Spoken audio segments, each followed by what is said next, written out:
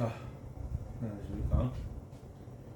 먼저 기도하겠습니다. 하나님 아버지, 오늘도 주문 들어 써주셔서 오늘 이 강의를 할 때 처음부터 끝까지 주의 영으로, 주의 진리로, 지식으로 주님 사용되는 이름이 되게 하시고 듣는 자들에게도 사용되게 있게 하옵소서. 예수님 이름으로 기도드립니다. 아멘.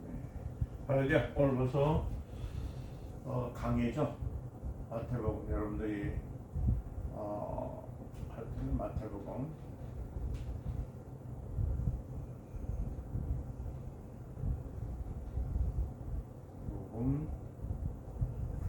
강의예요.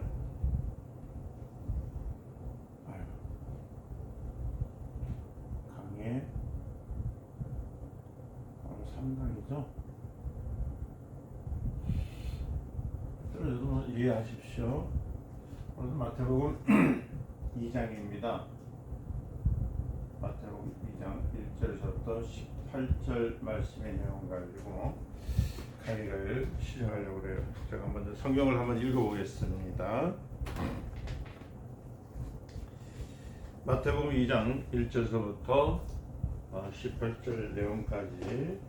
헤롯 왕 때에 예수께서 유대 베들레헴에서 나심에 동방으로부터 박사들이 예루살렘에 이르러 말하되 유대인의 왕으로서 나신 이가 어디 계시느냐? 우리가 동방에서 그의 별을 보고 그에게 경배로 왔노라 하니 헤롯 왕과 온 예루살렘이 듣고 소동한지나 왕이 모든 대제사장과 백성의 서기관들을 모아 그리스도가 어디서 났겠느냐 물으니 이르되 유대 베들레헴에 오니 이는 선지자로 이렇게 기록된 바 또 유대 땅 베들레헴아 너는 유대 고을 중에서 가장 작지 아니하다.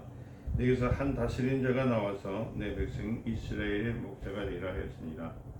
이에 헤롯이 가만히 박사들을 불러 별이 나타난 때를 자세히 묻고 베들레헴에 보내며 이르되 가서 아기에게 대하여 자세히 알아보고 찾거든 내게 구하여 나도 가서 그에게 경배하게 하라. 박사들이 왕의 말을 듣고 갈새 동방에서 보던 그 별이 문득 앞에서 인도하여 가다가 아기 있는 곳 위에 머물러 서서 있는지라. 그들이 별을 보고 매우 크게 기뻐하더라. 집에 들어가 마리아와 그의 어머니 아기와 그의 어머니 마리아가 함께 있는 것을 보고 엎드려 아기께 경배하고 보배 합을 열어 황금과 유황과 몰력을 예물로 드리니라. 그들은 꿈에 헤롯에게서 돌아가지 말라 지시함을 받아 다른 길로 거꾸로 돌아가니라. 그들이 떠난 후에 주의 사자가 요셉에게 현명하여 이르되 헤롯이 아기를 찾아 죽이려 하니 일어나 아기와 그의 어머니를 데리고 애굽으로 피하여 내가 내게 이르기까지 거기 있으라 하시니 요셉이 일어나 밤에 아기와 그의 어머니를 데리고 애굽으로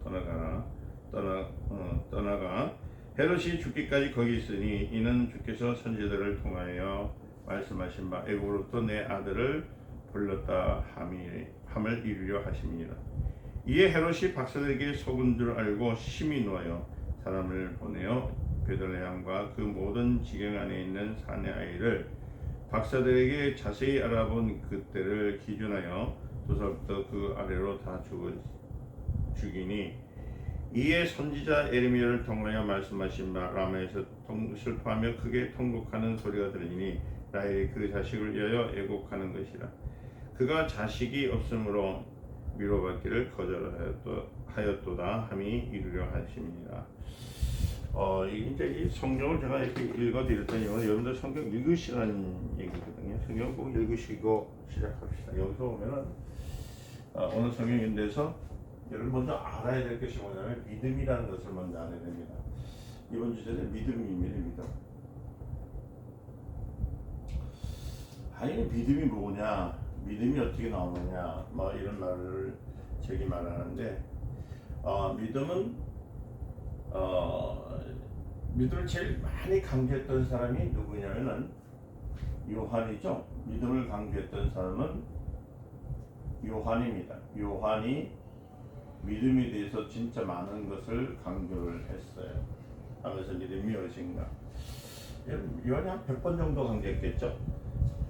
그 믿음은 무엇이냐면 이 믿음은 여러분들 아시다시피 믿음은 명사가 없습니다. 명사가 없고 믿음은 동사입니다. 여러분 이거 아셔야 돼요. 믿음이 뭐냐? 믿음은 명사, 그냥 이 고정적으로서 이렇게 되어 있는 것이 아니라 움직인다는 거예요. 움직일 동사를 써서 나가는 것. 그래서 이제 동사라고 하시죠. 그래서 저 믿음은 뭐로 되어 있냐면 동사로 되어 있어요. 동사로 되어 있다 보니까 움직이는 것, 무빙하는 것을 믿음이라고 하는 것이에요. 믿음은 항상 무엇을 반응을 일으켜요. 무엇이 있느냐 할 때 믿음이 일어나고, 우리의 병을 고쳤던 것도 그 기대 응답도 보면은 동사 움직이기 때문에 되는 거예요. 그래서 요새도 많은 사람들이 그런 얘기를 하거든요. 아, 믿음에 대해서 제가 잘 모르는데 믿음이 무엇입니까? 묻습니다.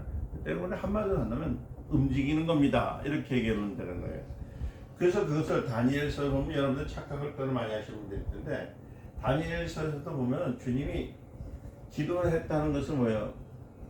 믿음을 통해서 기도했잖아요. 하나님께서 응답해 주시고서 믿음을 했을 때 다니엘이 보지 못했던 것은 뭐냐면 하나님으로부터 어떤 덩어리, 개체가 나올 줄 알고 있었어요. 명사로 알고 있었던 겁니다. 근데 하나님이 나중에 뭐라고 말씀하시냐면 믿음은 움직이는 것이다 라고 가르쳐줘요.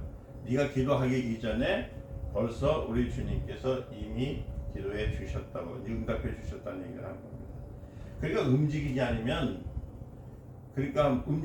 믿음이 있습니까? 없어요? 이 믿음이 없습니다. 믿음이 없어요. 사람들은 참 많은 사람들이 자꾸 믿음에 대한 것을 찬송하잖아요. 믿음은 찬송하는 제목이 아니라 행동하는 데 있는 것. 그러니까 적극적으로 행동하는 거예요. 동사라는 것은 행동이거든요. 행동입니다. 동사라는 것은 행동하는 것. 믿음은 행동하는 거예요. 행동하는 거. 자, 그래서 적극적으로 행동하는 거. 오늘 성경에서 보지 2장 1절에서 18절이었죠. 그때 이제 요한은 뭐라냐면은 이제 예수의 이제 이종이죠. 그 이종 삼촌이죠. 이제 요한은, 야고보는 예수의 동생. 그 야고보는 믿음이 있어도 행함이 없으면 죽은 믿음이라고 했던 것처럼. 근데 이 말을 잘못 해석하면요, 움직이는 것이 우리가 잘못 해석하면은 그냥 믿음이 행함이 없어 죽는다니까 가만히 있어 죽는 것처럼 생각합니다. 아, 그렇게 해서는 안 되고, 거기도 그 믿음은 무엇을 갖고 있냐면 움직인다는 거거든요. 야고보서 말했던 건 믿음이 있어도 행함이 없으면, 그 말은 믿음은 움직이는 것이다 라고 말을 해주고 있는 것이거든요. 그러니까 그 믿음은 순종할 때에 행동하는 것이지 아무나 믿고 하면 된다는 그 어떤 무조건 한다는 영웅적인 어떤 심리를 가지고, 아니면 모험적인 것을 가지고 하는 것이 믿음이 아니라고 가르치는 거거든요. 그래서 야고보서를 풀이하는 사람들이 믿음이 있고 행함이 없으면 죽은 믿음이란 말을 갖다가 그 믿음을 뭐라고 하냐면 영웅적으로, 그리고 모험적으로 생각하는 사람들이 얼마나 많은지 몰라요. 그러니까요, 여러분들 보세요. 믿고 장사를 해봐. 그러면 장사하면 하나님께서 다 해줘. 믿고 해. 이러다가 실패해본 사람들이 얼마나 많은지 몰라요.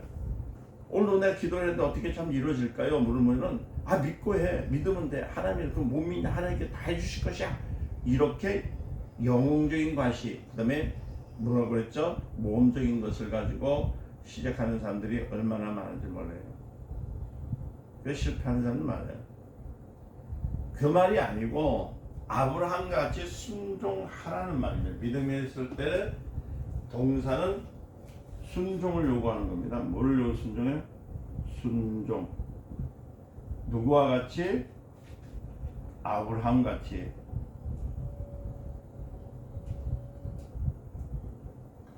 아브라함이 순종한 것처럼 뭐라고요? 순종. 그래서 여러분들 믿음은 동사인데 누구 믿음? 아브라함의 순종한 거지. 아브라함이 하나님이 주신 그 약속을 받았습니까? 받았잖아요. 그렇잖아요. 여러분 보세요. 그러니까 만약에 하나님의 말씀이 만에 하나 실수하는 것이 있다면은 또 모리아산에서 자식을 주의를 했을 때, 바치를 했을 때 만약 내리쳤다 하면은 어떻게 할까요? 만에 하나라도 실수한 것이 있다면 혹시 이 자식 칼로 내치고 그 실수를 하지 않을까 생각 안 했겠습니까? 그런데 아브라함은 그렇게 생각하지 않아요. 이미 이 자식은 내 씨가 되리라는 말씀. 자, 아브라함은 순종했을 때에 어떤 것을 했다고요? 순종은 씨를 가지고요. 씨가 자라난다는 믿음이에요. 난다는 거. 자라난다는 것을 알고 있는데 이게 믿음이에요. 그러니까 뭐든지 보면은 이거 여러분들 생각해보세요. 그러니까 이 자식 그러니까 죽여도 살린다는 믿음. 그렇기 때문에 아브라함에게 있어서는 이삭을 죽이려 했을 때 그 두려움보다는 어떤 걸 가졌다고요? 하나님의 말씀. 씨는 뭐예요? 하나님의 말씀, 약속입니다. 약속이에요. 약속. 하나님의 말씀. 약속은 말 그대로 말씀입니다. 말씀이에요. 그러니까 하나님의 시, 약속, 이 말씀을 가지고 말씀은 꼭 반드시 이루어진다는 것을 누가 믿었다고요? 아브라함이 자신이 믿었기 때문에 이삭을 칼로 찔러주려고 했던 겁니다. 왜? 하나님 말씀이 내 씨가 되리라 했으니까 그러니까 하나님 말씀이 씨가 되리라는 약속을 아브라함이 믿었습니까? 그러나 아브라함의 믿음은 하나님의 약속의 말씀을 믿은 것이지 여러분들 하는 아브라함이 무슨 뭐 부자가 되고 또 그 길을 떠나서 뭐 그 모험적으로 자기 경험적으로 뭐 나가서 아브라함의 믿음이 아니에요. 하나님의 말씀에 신뢰하고 있었다는 거예요. 그래서 아브라함의 계보가 어디서부터 시작되는 거예요? 그래서 아브라함과 이삭과 야곱의 하나님. 그러니까 즉 믿음은 그러니까 하나님의 말씀은 만에 하나라도 실수가 있을까 없을까? 실수가 없다. 이것을 우리가 먼저 전제를 해야 믿음을 알 수가 있습니다. 그러니까 하나님의 말씀은 만에 하나도 실수가 없습니다. 그런데 여러분 보세요. 하나님의 말씀을 시험해 보지 않았어요? 우리 한번 볼까요? 어떤 거냐면 여러분들이 감격하는 거 11조입니다. 11조. 여러분들이 지금 너나 낼 거 없지? 에? 모든 사람들이 많은 것 가운데 시험에 많이 드는 게 11조입니다. 이 11조는 뭘까요? 하나님의 약속이에요. 약속. 누구의 약속요? 하나님의 약속. 하나님께서 복을 주시기 위해서 우리에게 우리의 삶을 평온하게 뿐만 아니라 우리의 모든 일들을 지켜주시는 하나님의 약속, 말씀이기 때문에 11조를 우리가 내야 되는 약속이에요. 근데 많은 사람들이 참 이 11조에 대한 경험을 행하지 않아요. 그러니까 보세요. 11조에 있을 때 하나님께서 내가 너에게 복을 주지 아니하는가 보라. 시험해 보라 이잖아요. 다른 거는 시험하지 말았지만 11조에 대한 약속에 대해서는 11조에 대한 약속을 시험해 보라고. 시험을 해보라고. 근데 사람들 11조 하지 않아요. 그 11조를 안 하는 이유가 뭐냐면은 모험하는 거예요. 왜? 한번 시험해 보려고. 왜? 실수할 가능성도 뭐 많잖아요. 그죠? 11조 안 하게 되니까 어떻게 해요? 모험을 하거든. 모험. 하나님 복을 주시는가 안 주는가. 모험을 하는 거예요. 약속을 믿으면 모험하는 것이 아니에요. 왜 실수할 가능성이 있다고 생각하기 때문에 그러니까 하나님의 말씀대로 하는 것은 모험이 아닙니다. 이거는 순종이에요. 뭐 하나님 말씀대로 하는 것은 순종이지만 하나님이 복을 주시는지 안 주는지 내가 한번 시험해. 내가 오늘 11절 안 냈으니까 복을 안 주는가 보자. 이렇게 한다면 이게 모험입니다. 모험. 그러니까 하나님의 말씀을 지키면 여러분 보세요. 하나님 말씀대로 생각하면 말씀을 하는 것은 하나님 말씀대로 사는 것은 모험이 아니기 때문에 하나님 말씀 지키면서 지옥 간다는 말을 한 구절이 있습니까? 없습니다. 그러나 11조 하지 않는 사람은 모험하는 것 같아요. 약속을 어겼기 때문에 모험하는 사람이에요. 어떻게 보면 참 영웅이죠. 막 담대한 사람 같죠. 목숨을 걸고 안 하는 사람들은 어떻게 보면 영웅 심리가 있어. 아, 내가 이렇게 11조를 깨먹어도 내가 하나님 앞에 내가 잘 살고 있어. 제가 참 그 많은 분들이 지금 사업하시는 분들이 저한테 질문을 해볼 때마다 너 제가 똑같은 똑같은 답을 해드려요. 뭐냐면 11절 했습니까? 물어요. 여러분 그 사업을 하시는 분들이 이거 11절은 우리의 뭐냐면 근간, 우리 삶의, 우리 생활 속에 하나님이 나를 도와주시는 것, 나의 모든 전인적으로 나를 이끄신다는 것, 먹는 것, 마시는 것, 사는 것까지 이끌어 주신다는 하나님이, 그리고 나의 영혼의 육체에 또한 영혼과 육체의 그 질병 모든 것들을 건져주신다는 하나님의 약속이 여기 있어요. 그러니까 세상에서 여러분 다 보세요.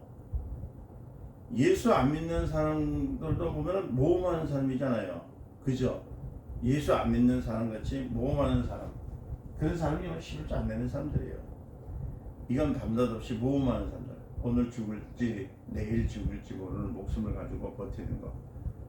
그러니까 사람들이 내가 지금 사업이 안 됩니다. 그래서 내가 스릴을 즐기는 거예요.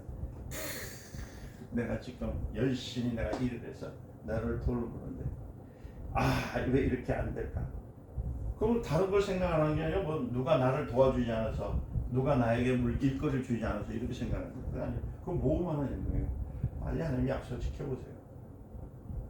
그래서 순종이라는 것은 약속을 지키는 것이에요. 모험하는 것이 아닙니다.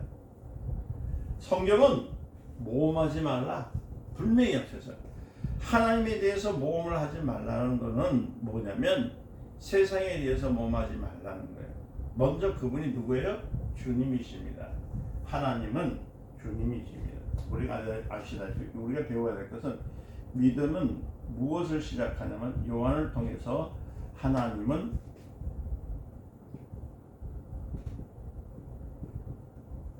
주인이시다. 요한복음 전체가 지금 그걸 가르치고 있었어요. 그러니까 하나님은 주인이시다. 이걸 우리가 알아야 될 거예요. 우리가 창조, 그러니까 먼저 그분이 누구라고요? 주님이시다는 거. 그러니까 그분은 누구라고요? 만왕의 왕이시다.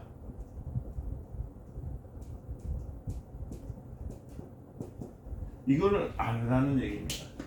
그래서 믿음은 우리가 하나님의 말씀에서 하나님이 주인이신 것을 배우고 예수 그리스도는 만왕의 왕이시라는 것을 배우게 되는 거예요. 이게 전제입니다. 그러니까 이게 얼마나 영광스럽습니까? 여러분과 나는 이미 맡길 수 있는 분이 누굽니까? 나의 생명을, 내 목숨을 맡길 수 있는 분. 여러분, 왕이라는 말을 쓸 때에 왕은 내가 내 목숨을 어떻게 해요? 내 자신을 맡길 수 있는 분이잖아요. 내 자신을 뿐만 아니라 내 재산을 맡길 수 있는 분, 내 마음과 비밀을 맡길 수 있는 분이 왕이란 의미를 갖고 있습니다. 그 완전히 맡겨놓고 시작하는 것이거든요. 근데 주여 이걸 맡기시겠는가요? 맡으시겠습니까? 이거 안 맡으시겠습니까? 또 혹시 뭐 또 안 맡으시면 할 수 없고 제 팔자 속 아니니까 하나님 맡으시면은 할렐루야, 안 맡아주시면 뭐 내 팔자 속 아니지, 이렇게 하는 것이 아니라 완전히 맡기는 것. 만왕의 왕이라는 뜻은 나를 완전히 맡기는 거예요. 나의 생명과 소유를 맡기는 것을, 그 맡기는 고백이 만왕의 왕이라는 뜻이 있다는 거예요. 여러분 이해되셨어요? 이렇게 하는 것이 아니라 완전히 맡겨놓는 것. 그러니까 완전히, 그러니까 축복에 달라는 것은 뭘 꾸려고 하고 조금 날려고 하는 식으로 말이야 축복에 달라는 그런 것이 아니라는 겁니다. 본래 축복이라는 것은 뭐냐면은 장중에 들어간다고 해서 나를 당신에게 맡긴다는 뜻이거든요. 이 축복의 의미는 무엇과 같냐면, 많은 사람들이 있을 때 이 많은 사람들 있죠. 이 안에 내가 나를 여기다 맡기는 것을 축복이라고 해요. 축복이라는 뜻은 장중에 많은 사람 중에 나를 맡기는 것, 이해됐어요? 그 장중에 들어간다 해가지고 이 안에 들어가면 어때요? 나를 누구한테 맡기는 거예요? 주님 앞에 맡기는 거예요. 많은 사람들 중에, 수많은 사람들 중에서도 나를 누구 안에? 주님 은혜 안에, 주님의 품 안에, 장중 안에 들어가서 나를 맡긴다는 의미거든요. 완전히 맡긴다. 그래 나를 맡아주세요. 그러니까 축복이란 말은 주여 축복해 주세요 하는 말을 잘못 마음 먹으니까 차라리 나를 맡겨주세요 하는 것. 그렇게 기도한다면 여러분들의 확신이 오고 믿음이 도는 겁니다. 그런데 다시 한번입니다. 기도할 때 뭐라고? 축복은, 기도는 축복인데 축복은 어떻게 하는? 나를 맡기는 것. 장중에 주님의 품 안에 많은 생각 사람들보다도 내가 주님 품 안에, 누구의? 예수의 품 안에, 예수의 품 속에 나를 맡기는 거. 이게 축복이에요. 나를 맡기는 거. 누구요? 나를.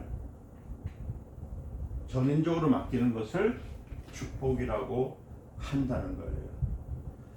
여러분들 보세요. 여러분들이 지금 뭐 울릉도를 간다고 생각하세요. 딱 갈 때 포항에서 배를 타고 가죠. 그죠? 그럴 때 여러분들 배를 탈 때 여러분들이 혹시 배가 잘못 가서 내 팔을 움직이고 내 다리를 물장구 쳐서 갑니까? 그렇지 않잖아요. 울릉도를 갈 때 그 배에 타면 거기서 내 짐도, 내 몸도, 내 생명도 어디다 맡겼어요? 배에다 맡기는 거. 그러니까 항상 하나님이 나를 맡아주신다.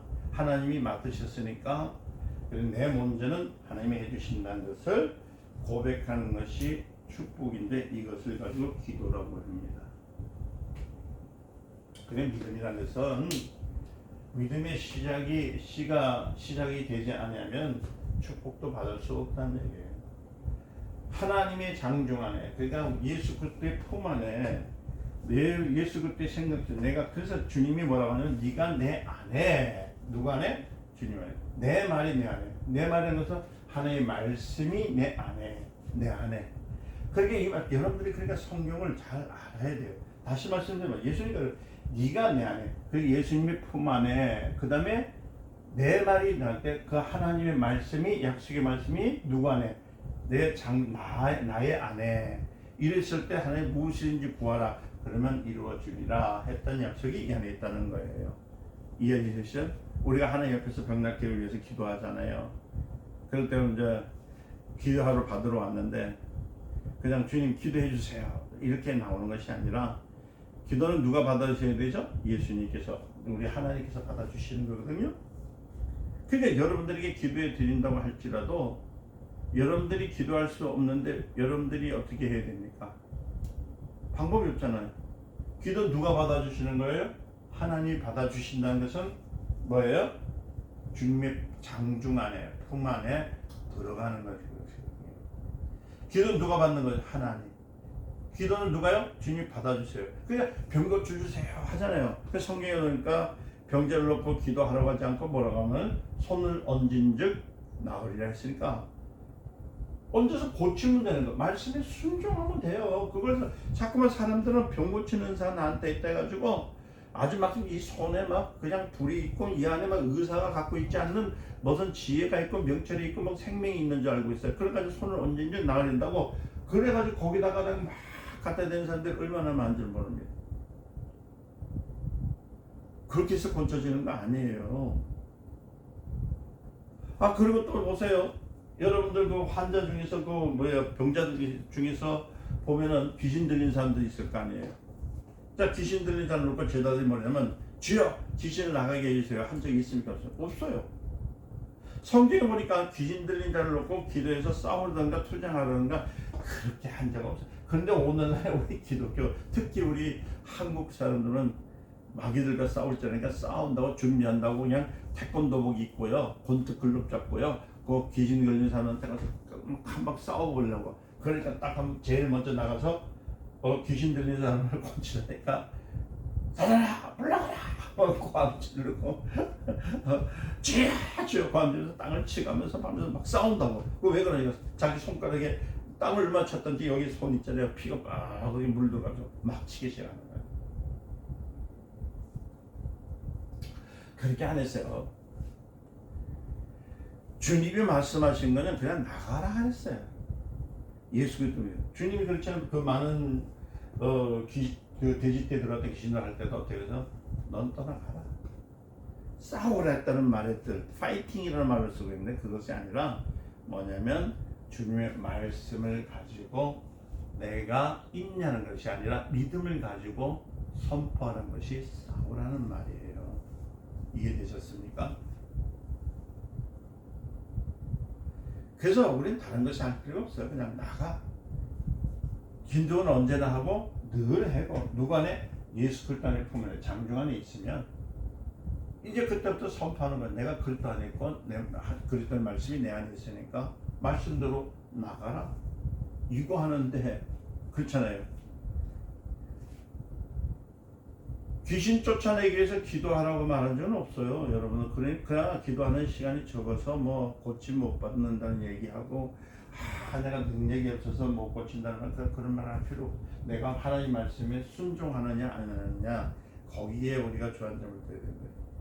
기도하는 시간이 많아서 된다는 얘기가 아니고 귀신을 쫓아내라고 했으니까 그냥 나가라 하면 돼요. 그냥 그거 그만이에요. 여러분 그 기도는 뭐냐? 기도는 언제나 하면 돼요. 언제나. 그러니까 입으로 실룩실룩 한다든지 아니면 그러니까 안진증 나으려 했으니까 고치는 것이지. 그러니까 뭐 저 병을 고치라니까 모여가지고 주여 기도합시다. 오늘 저 마귀를 오늘 내어 쫓기 위해서 우리 오늘 합시다. 오늘 또한 병을 고치기 위해서 우리 기도합시다. 주여 이게 오늘 사탄을 물려 주시옵소서 기도를. 아이고 참 진짜 답답한. 그 기도는 그거는 매 순간순간 갈 때마다 너가 누구 안에 있기 위해서 예수 그리스도의 품 안에 장중 안에 있기 위해서 주님과 함께 동행하기 위해서고 그 다음에 내 안에 뭐가 있어야 되는 거야? 하나님의 약속의 말씀. 그러니까 뭐야? 기도를 할 그 병든 자에게 손을 얹은 즉 나으리 했으니까 손을 얹으면 되는 거고 귀신들은 나가라면 되는 거예요. 아시겠습니까? 근데 어떤 사람이 그런 거예요. 목사님들 귀신을 쫓았지만요 안 아파야 하는데 또 왜 아프죠? 그 말을 왜냐면 성경에 분명히 말을 했어요. 만약에 보이지 않는 열을 귀신이 가지고 왔다 하십시다. 우리에게 뭐 고열이 있고 뭔가 그런 게 있었다고. 그러면 귀신이 있다면 열이 있다 할까 안 들어요? 떠납니다. 순간에 깨끗하게 나가지만 귀신이 그 속에서 육체에서 버젓이 있다면 암을 만들어 놔요. 숨어 있다가 그 잠복하거든요. 귀신은요 그 병의 원인이니까 병 원인은 떠나갔지만은 여러분들 그 저번에도 우리 생각했죠. 병은 내일도 있고 모레도 있고 그죠? 늘 있어요. 귀신을 쫓아내고 만들었던데 마치 논두렁 만드는 것처럼 계속 그 집에 주인이 없으니까 어떻게 합니까? 계속 그놈이 만들어 놓은 집터가 폐가 되도록 만지게 되는 거예요. 그러니까 성경에서 귀신을 내어 쫓으라 병을 고치라 했을 때 그 문제가 있던 거예요. 내가 지금 이제 잠시 이 말씀을 하다 그림을 좀 그려주긴 해야 되는데 저번에 한번 얘기를 한번 했었거든요. 간략하게 얘기한다면은 여러분 11조는 분명히 얘기했는데 하나님의 약속입니다. 하나님의 약속은 말씀이기 때문에 내야 되는 것이 내가 하고 싶다 안 하고 싶다 하는 거 아닙니다. 제가 여러분들에게 좀 이렇게 해놓은 거 잘 기억하세요. 기억하시고 조금 더 하다 갈까요? 그렇죠. 그러니까 그 영의 문제는 저번에 한번 했는데 나중에 다음 기회 있을 때가 있어요. 자, 하여튼 귀신이 나간 다음에 그놈이 만들어 놓은 문제가 있다면 언젠지 나가려는 거예요. 그러니까 여러분들 우리 주님은 말씀대로 귀신을 쫓고 언젠즉 나으라고 했지. 우리는 언제나 기도하고 사실 기도하는 것 그 주님이 하는 것이 주님에게 하는 것이 아니라 그 사람이 듣게 하는 것처럼 하는 이유가 얼마나 많은지 몰라요. 그리고 요새 보면은 철회하시는 분들이라든지 교회 와서 예배당에서 교회에서 기도하겠습니다 하면은 자 한번 물어봅시다. 기도 잘하는 사람이 교회 와서 기도할까요? 기도 못하는 사람이 교회 와서 기도할까요? 여러분 나름대로요 기도에 폼이 있는 사람이 교회에서 많이 해요. 그렇지 않는 것도 많지만은 왜냐면 사람들이 저 권사님 훌륭하신 분 기도를 얼마나 열심히 하는지 기도를 얼마나 잘하는지 난 따라올 수도 없어. 그러면 자연적으로 잘하지 못하는 사람은 교회 와서 할 수 있을 것 같아요. 왜냐면요 상대성에 의해서 자존감을 갖고 있거든요. 그래서 기도하시는 분들이 대략 보면은 교회 와서 기도하시는 분들 보면 기도 좀 한가닥 하시는 분들이에요. 그리고 어떤 분들은 가만히 보면은요, 어떤 분들이 또 와서 얘기를 해요. 목사님, 내가 기도가 안 됩니다. 그래, 예, 그렇습니까? 근데 이게 보니까 기도가 잘 됩니다. 목사님이 기도를 많이 하셔서 기도가 되는 겁니다. 또 이렇게 또 영적인 자유에 대한 얘기를 합니다. 속지 마세요, 여러분들. 기도가 잘 되고 안 되고 여러분들이 하고 그 목사가 여기 앉아가지고 기도를 많이 해서 기도가 되는 그런 것은 거의 없습니다. 목회자는 교회에서 기도하든 집에서 하든 차에서 기도하든 기도하기 때문에, 그리고 여러분들이 차를 타고 갈 때도 목회자가 기도했던 차니까 가면 기도도 잘 돼야 되잖아요. 그렇죠? 근데 운전을 하는데 여러분 생각을 해보세요. 뭐 수많은 사람들이 같이 운전하는데 이 사람 수천 명 수만 명이 같이 어울리다 보면 끼어들기도 하고요. 또 하다가 말이에요. 너 차 좀 끼어들었다고 그냥 욕하지 않. 그럴 때 그 자리가 차 안에서 기도 자리가 될 수 있을까요? 아이고, 그냥 갑자기 끼어들면 나도 모르게 여기서 그냥 38이 24막 욕이 나오기 시작하죠. 그러니까 자꾸만 인본주의적인 생각을 가지고 하지 마시고, 하나님 선전의 교회에 와서 기도하는 것은 물론 그런 것도 있지만은 내 마음가짐, 뭐예요? 약속의 말씀을 가지고 기도하면은 당연하지만 그것이 온리스페를 내가 잘 아니고 사람들이 보이기 위한 기도가 될 수밖에 없어요. 그래서 예수님께서 그러시잖아요. 저들은 어디에서 사람이 있는 거기에 서서 기도하기를 좋아한다잖아요. 큰 소리 치면서. 그 말이 뭐예요?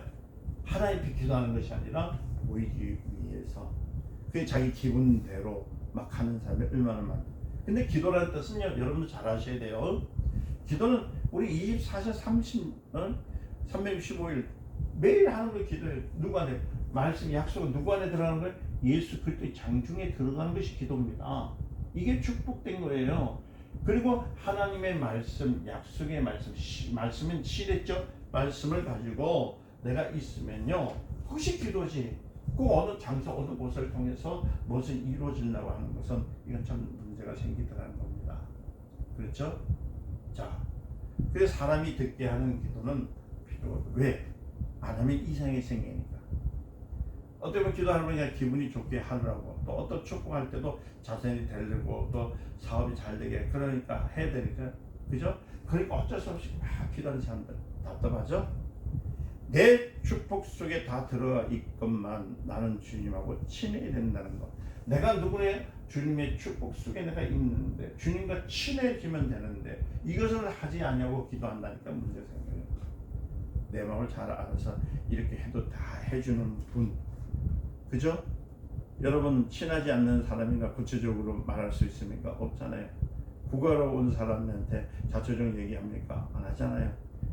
친한 사람일수록 이 사람이 잘 좀 봐주십시오 하면 그만이잖아요. 그러니까 나하고 주님하고 친하니까. 그러니까 여러분 그러게 문제가 될까요? 안 돼요. 그러니까 내가 주님과 친하니까 길가에서 주님 이거 어떻게 해요? 하면 주님께서 또 지혜를 주시고, 주님 저 문제가요 너무 어려워요. 그래서 제가 그랬잖아요. 무엇을 먹든지 마시든지 주의 일을 위해서 용감을 쌓아라 했던 말은 하나님의 축복을 가지고 예수 그리스도의 품 안에서 있음을 내가 먼저 알고 너의 하나님의 약속의 말씀을 선포하는 거예요. 그래서 제가 기도할 때 어떻게 그랬어요? 주시옵소서 하지 말고 구하는 것이 아니라 구해서 선포를 했잖아. 너는 올지어다, 너는 떠나갈지어다. 이것이 구하는 거예요. 그래서 선포하는 것이거든요. 그러려면 우리가 뭐가 필요해야 돼요? 믿음이 필요해요. 믿음이 필요해요. 믿음. 그래서 전폭적으로 누구요? 그분은 만왕의 왕이시라는 것. 그분은 왕으로 믿고 전부 의지하는 것. 내 생명, 내 가정, 내 모든 것. 여러분, 왕이라는 것은 그날에 불가능한 일이 있는 불가능이라는 게 있습니까? 없습니까? 왕은 나라에서 불가능이 없어요. 요새는 대통령을 뭐 세워져 버리고, 대통령하고 왕은 차이는 납니다. 우리 대통령은 사람들이 민주주의라는 인본주의를 뽑은 것이고, 왕은 하늘에서 내려오시고 하나님께서 세우신 것이 왕이에요. 대통령은 달라요, 여러분들. 대통령은 인본주의적인 인간들의 생각과 인간적인 의지로 뽑은 것이고, 왕은 하나님께서 뽑아주신 겁니다. 잘 들어보세요. 그 왕이라는 건 그 나라에 불가능한 게 있습니까? 없어요. 우리나라 대통령이 말하죠. 누가 말하니까 간단한 거는 대통령이 말하면 어떻게 해요? 그래도 그것을 지키잖아요. 그러니까 대통령이 말하는데 누가 뭘 할 게 있어요? 없잖아요. 우리나라 지금 대통령 노릇은, 그러나 그 당시에 왕이라는 때는 말 한마디 하면요 누구도 변명하지 않습니다. 그러나 지금 대한민국에서는 뭐 대통령 권한이 있나요? 대통령이 뭐 하라 해도 밑에 있는 사람이 안 합니다. 대통령 불러가라. 요즘 불가능이 아니라 이제 가능해서 내쫓기는 신세가 됐습니다. 자, 왕의 말 한마디면 사람의 목숨이 죽고 사는 데 문제가 있답니다. 여러분 판사도 그렇잖아요. 대부분에서 사형 확정했을지라도 대통령이 살려주라 하면 살려줘야 되죠. 대통령에는 그 나라에서 불가능이 없어요.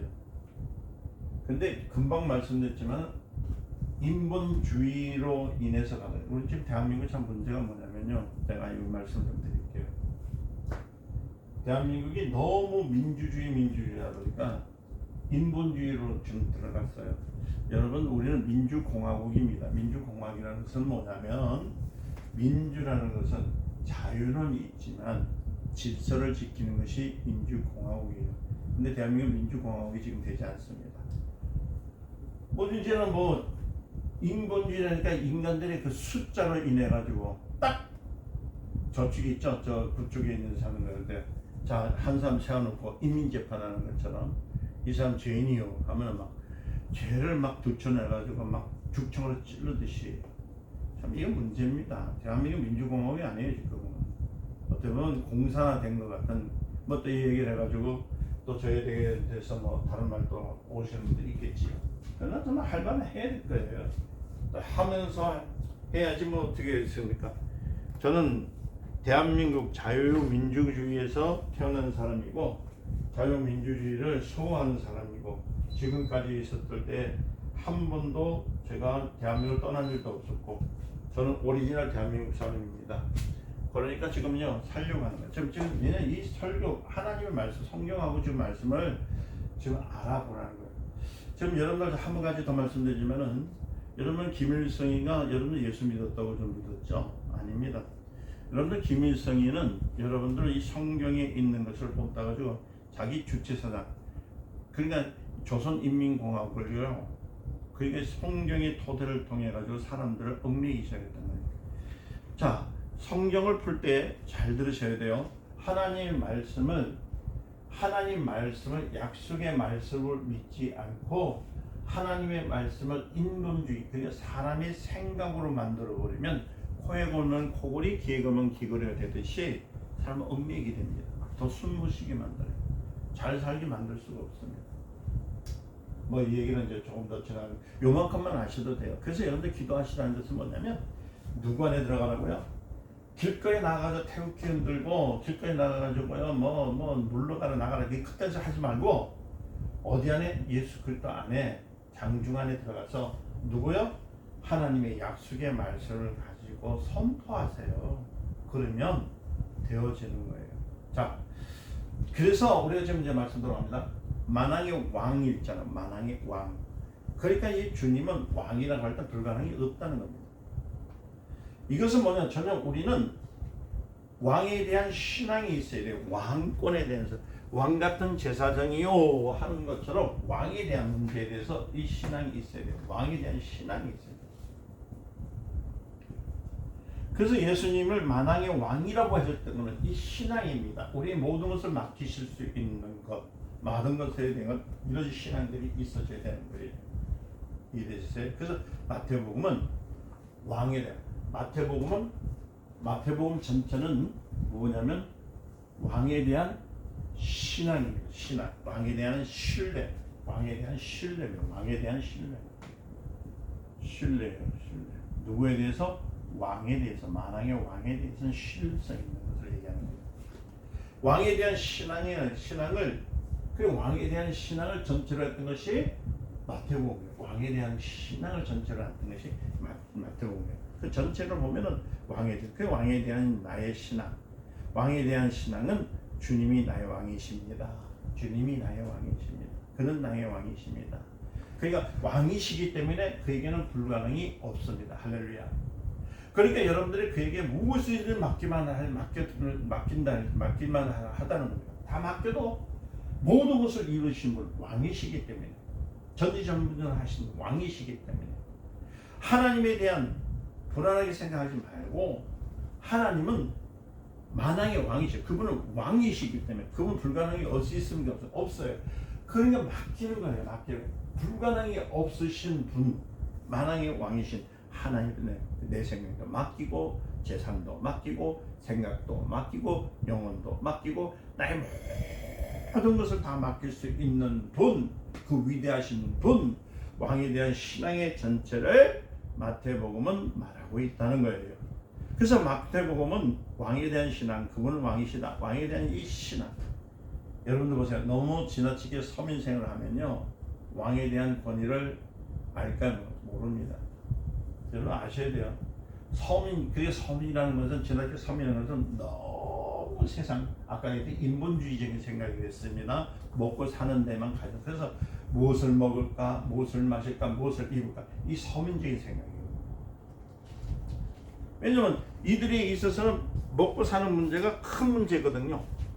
그러니까 거기에 대한 문제 때문에 어떻게 되냐면요, 다른 걸 볼 수가 없어요. 왕에 대한 권위 생각하는 거예요.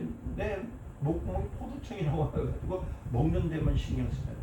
근데 조금 높은 자리에 있는 사람들은요, 그러니까 예를 들어서 삶이 조금 클래스가 높아 올라가면요, 그 높은 사람들은 왕의 자리가 얼마나 절대적인 줄 알 수가 있습니다. 왜냐하면 잘못 비면 잘리니까.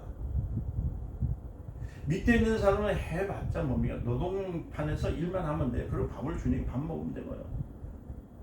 그 사람들은 자동차가 없으니까 교통법규에 걸릴 필요가 있습니까? 없잖아요. 그렇다고 해서 교통법규 어겼다고 해서 신문에 대문짝만하게 나올 수 있는 것도 아니고, 그렇다고 해서 정치적으로 이슈가 돼서 정치와 관계에 있어가지고 나온 것도 아니고. 그러니까 여러분 잘 들으셔야 돼요. 그냥 입하고 학문만 가지고 사는 사람은요, 절대 왕의 절대 실감을 실감하지 못해요. 적어도 서기관이나 이사급이 되어야 왕의 실권이 무엇인지 알고 발을 떨려. 그래서 밑에서야 그렇게 실감나지 않지만은 올라가면. 그래서 여러분들의 신분을 여러분의 신앙생활이라는 것은 뭐냐면 여러분들의 신분을 높이는 거라는 거예요. 높이는 거. 하나님의 자녀, 하나님의 백성. 이것이 바로 뭐냐면은 성도는 자기의 신앙에 자기 클래스를 높여놓는 거예요. 그래야만이 왕의 신앙생활 때 만왕의 왕이신 하나님에 대한 신뢰와 그 신앙이 깊어지는 거예요. 아까 말씀드린 것처럼 서민적인 생활하는 사람들, 그 사람들이 맨날 나가서 노는 가고 와서 그냥 밥 먹고 씻고 자면 되는. 그렇죠. 자, 얼마나 편해요. 만사 편하죠. 세상에서 제일 편한 사람이 노숙자잖아요. 씻는다고 뭐라 합니까? 그 사람들 돈 안 벌어온다고 뭐라 합니까? 그냥 배고프면 먹고, 내려오면 싸고, 그죠? 피곤해 자면 자고. 그래서는 대통령에 대한 관심이 없어요. 왕에 대한 관심이 없어요. 마태복음은 뭐냐면 왕에 대한 신뢰와 그에 대한 신앙을 우리가 있는 것, 모든 것을 맡길 수 있는 것. 그러니까 여러분들 서민 속에서는 여러분 정말로 왕의 실권에 대해서는 몰라요. 그 여러분들이 스스로가 난 죄인입니다, 나는 서민입니다 하면은요, 여러분 아무것도. 여러분 그래서 제가 그러잖아요. 나는 하나님의 자녀입니다. 하나님 입을 자꾸 고백하라는 거거든요. 지금 유대인들은 왕에 대한 그림이 너무 많았던 백성입니다. 오늘 성경에 대한 얘기예요. 얘기 들어가서 그래서 다윗 자손 예수란 말은 다윗의 자손 예수란 말은 다윗은 유대의 뭐예요? 초대 왕입니다. 그죠? 이스라엘 초대 왕은 사울이고 그리고 유대의 초대 왕은 누굽니까? 이스라엘 초대 왕은 누구라고요? 이스라엘 여러분 아셔야 돼요. 초대 왕 이스라엘 초대 왕은 사울이고 유대 초대 왕은 다윗입니다. 그렇죠? 그러니까 이스라엘의 12지파를 망라하는 왕이고 유대에서 왕이 다윗 그러니까 다윗의 자손 예수라는 말은 왕의 혈통에서 나왔다고 말하는 거예요. 그러니까 우리가 왕의 실권을 이해하고 납득해야만이 굉장한 하나님의 능력을 그 왕의 실권이 뭔지를 알고 시작해야 돼요. 그게 성경 하나 들고 와가지고 마태복음, 마가복음, 누가복음, 요한복음이라고 해가지고 성경 읽어서 내는 것이 아니라 그게 왜 써여 있느냐, 마태가 왜 써여 있느냐, 왜 이 내용이 어떻게 되는가 알아야만이 내 신앙이 점진적으로 나갈 수 있다는 거예요. 자 보세요. 그래서 여러분 길거리에서 불량식품 팔았어요. 그러니까 파출소에서 와가지고 잡아갔습니다. 그러다 가서 벌금 내면 또 나와요. 그 다음에 또 팝니다. 그냥 뭐 그러니까 그런 사람들은 뭐냐면 이거 벌금 내면서 나오니까 아이고 이 법에 대해서 왜 뭐라고 생각하냐면 또 걸리면 또 들어갔다 나오면 되지. 자 그러면 왕의 실권에 대해서 압니까? 모릅니다. 그러니까 여러분 유대인들의 수준은요, 여러분 아셔야 돼요. 유대인들을 여러분 많이 요구를 하시는데 유대인들은 높은 수준의 백성이에요. 수준 높은 백성이라는 걸 알아야 됩니다. 그들은요, 유대인들은 자부심이 있고 그들은 왕에 대한 신앙이 있었어요.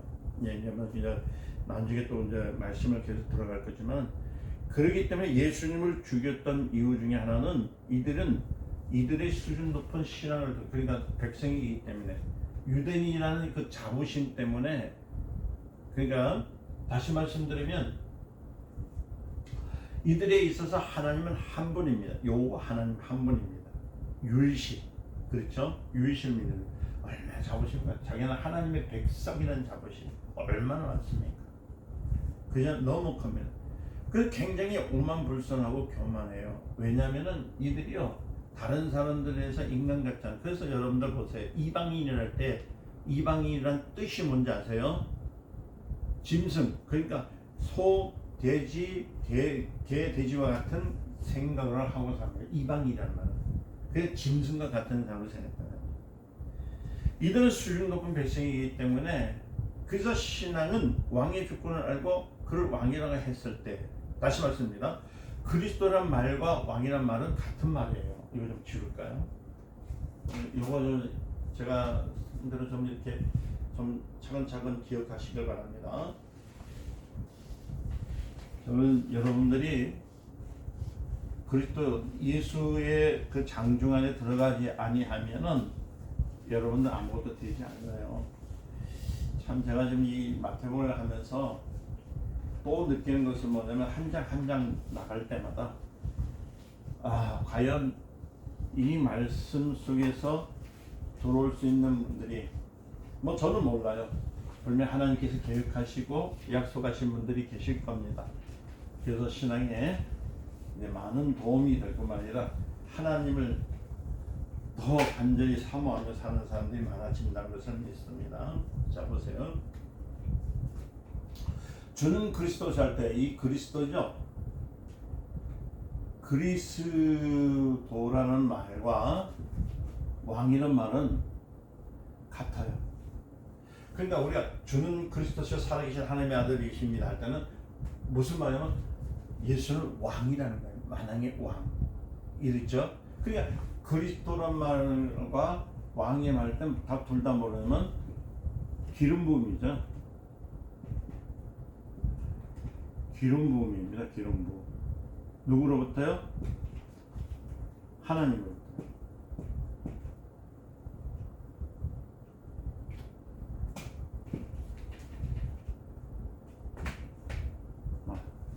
기름 부음입니다. 그냥 이게 적을게요. 그래서 그리스도 혹은 왕. 그러니까 다시 말해서 왕의 실권을 알고 왕이 갖고 있는 권능은 누가 갖다 그리스도께서 되겠다. 그래서 우리는 예수님을 천주교가 참 뭐냐면 하나님의 말씀을 너무, 그리고 하나님의 예수 그리스도에 대해서 너무 곡해했던 건 뭐냐면, 여러분 잘 아셔야 돼요. 예수 그리스도를 너무 어떻게 되면 가난하고 병들고 힘없고 연약한 자들을 오셨다라고 만들었고, 인본주의적인 것이잖아요. 그 낮고 차는 인생들을 위해서 오셨다고 우리 기도할 때도 그렇게 많이 합니다.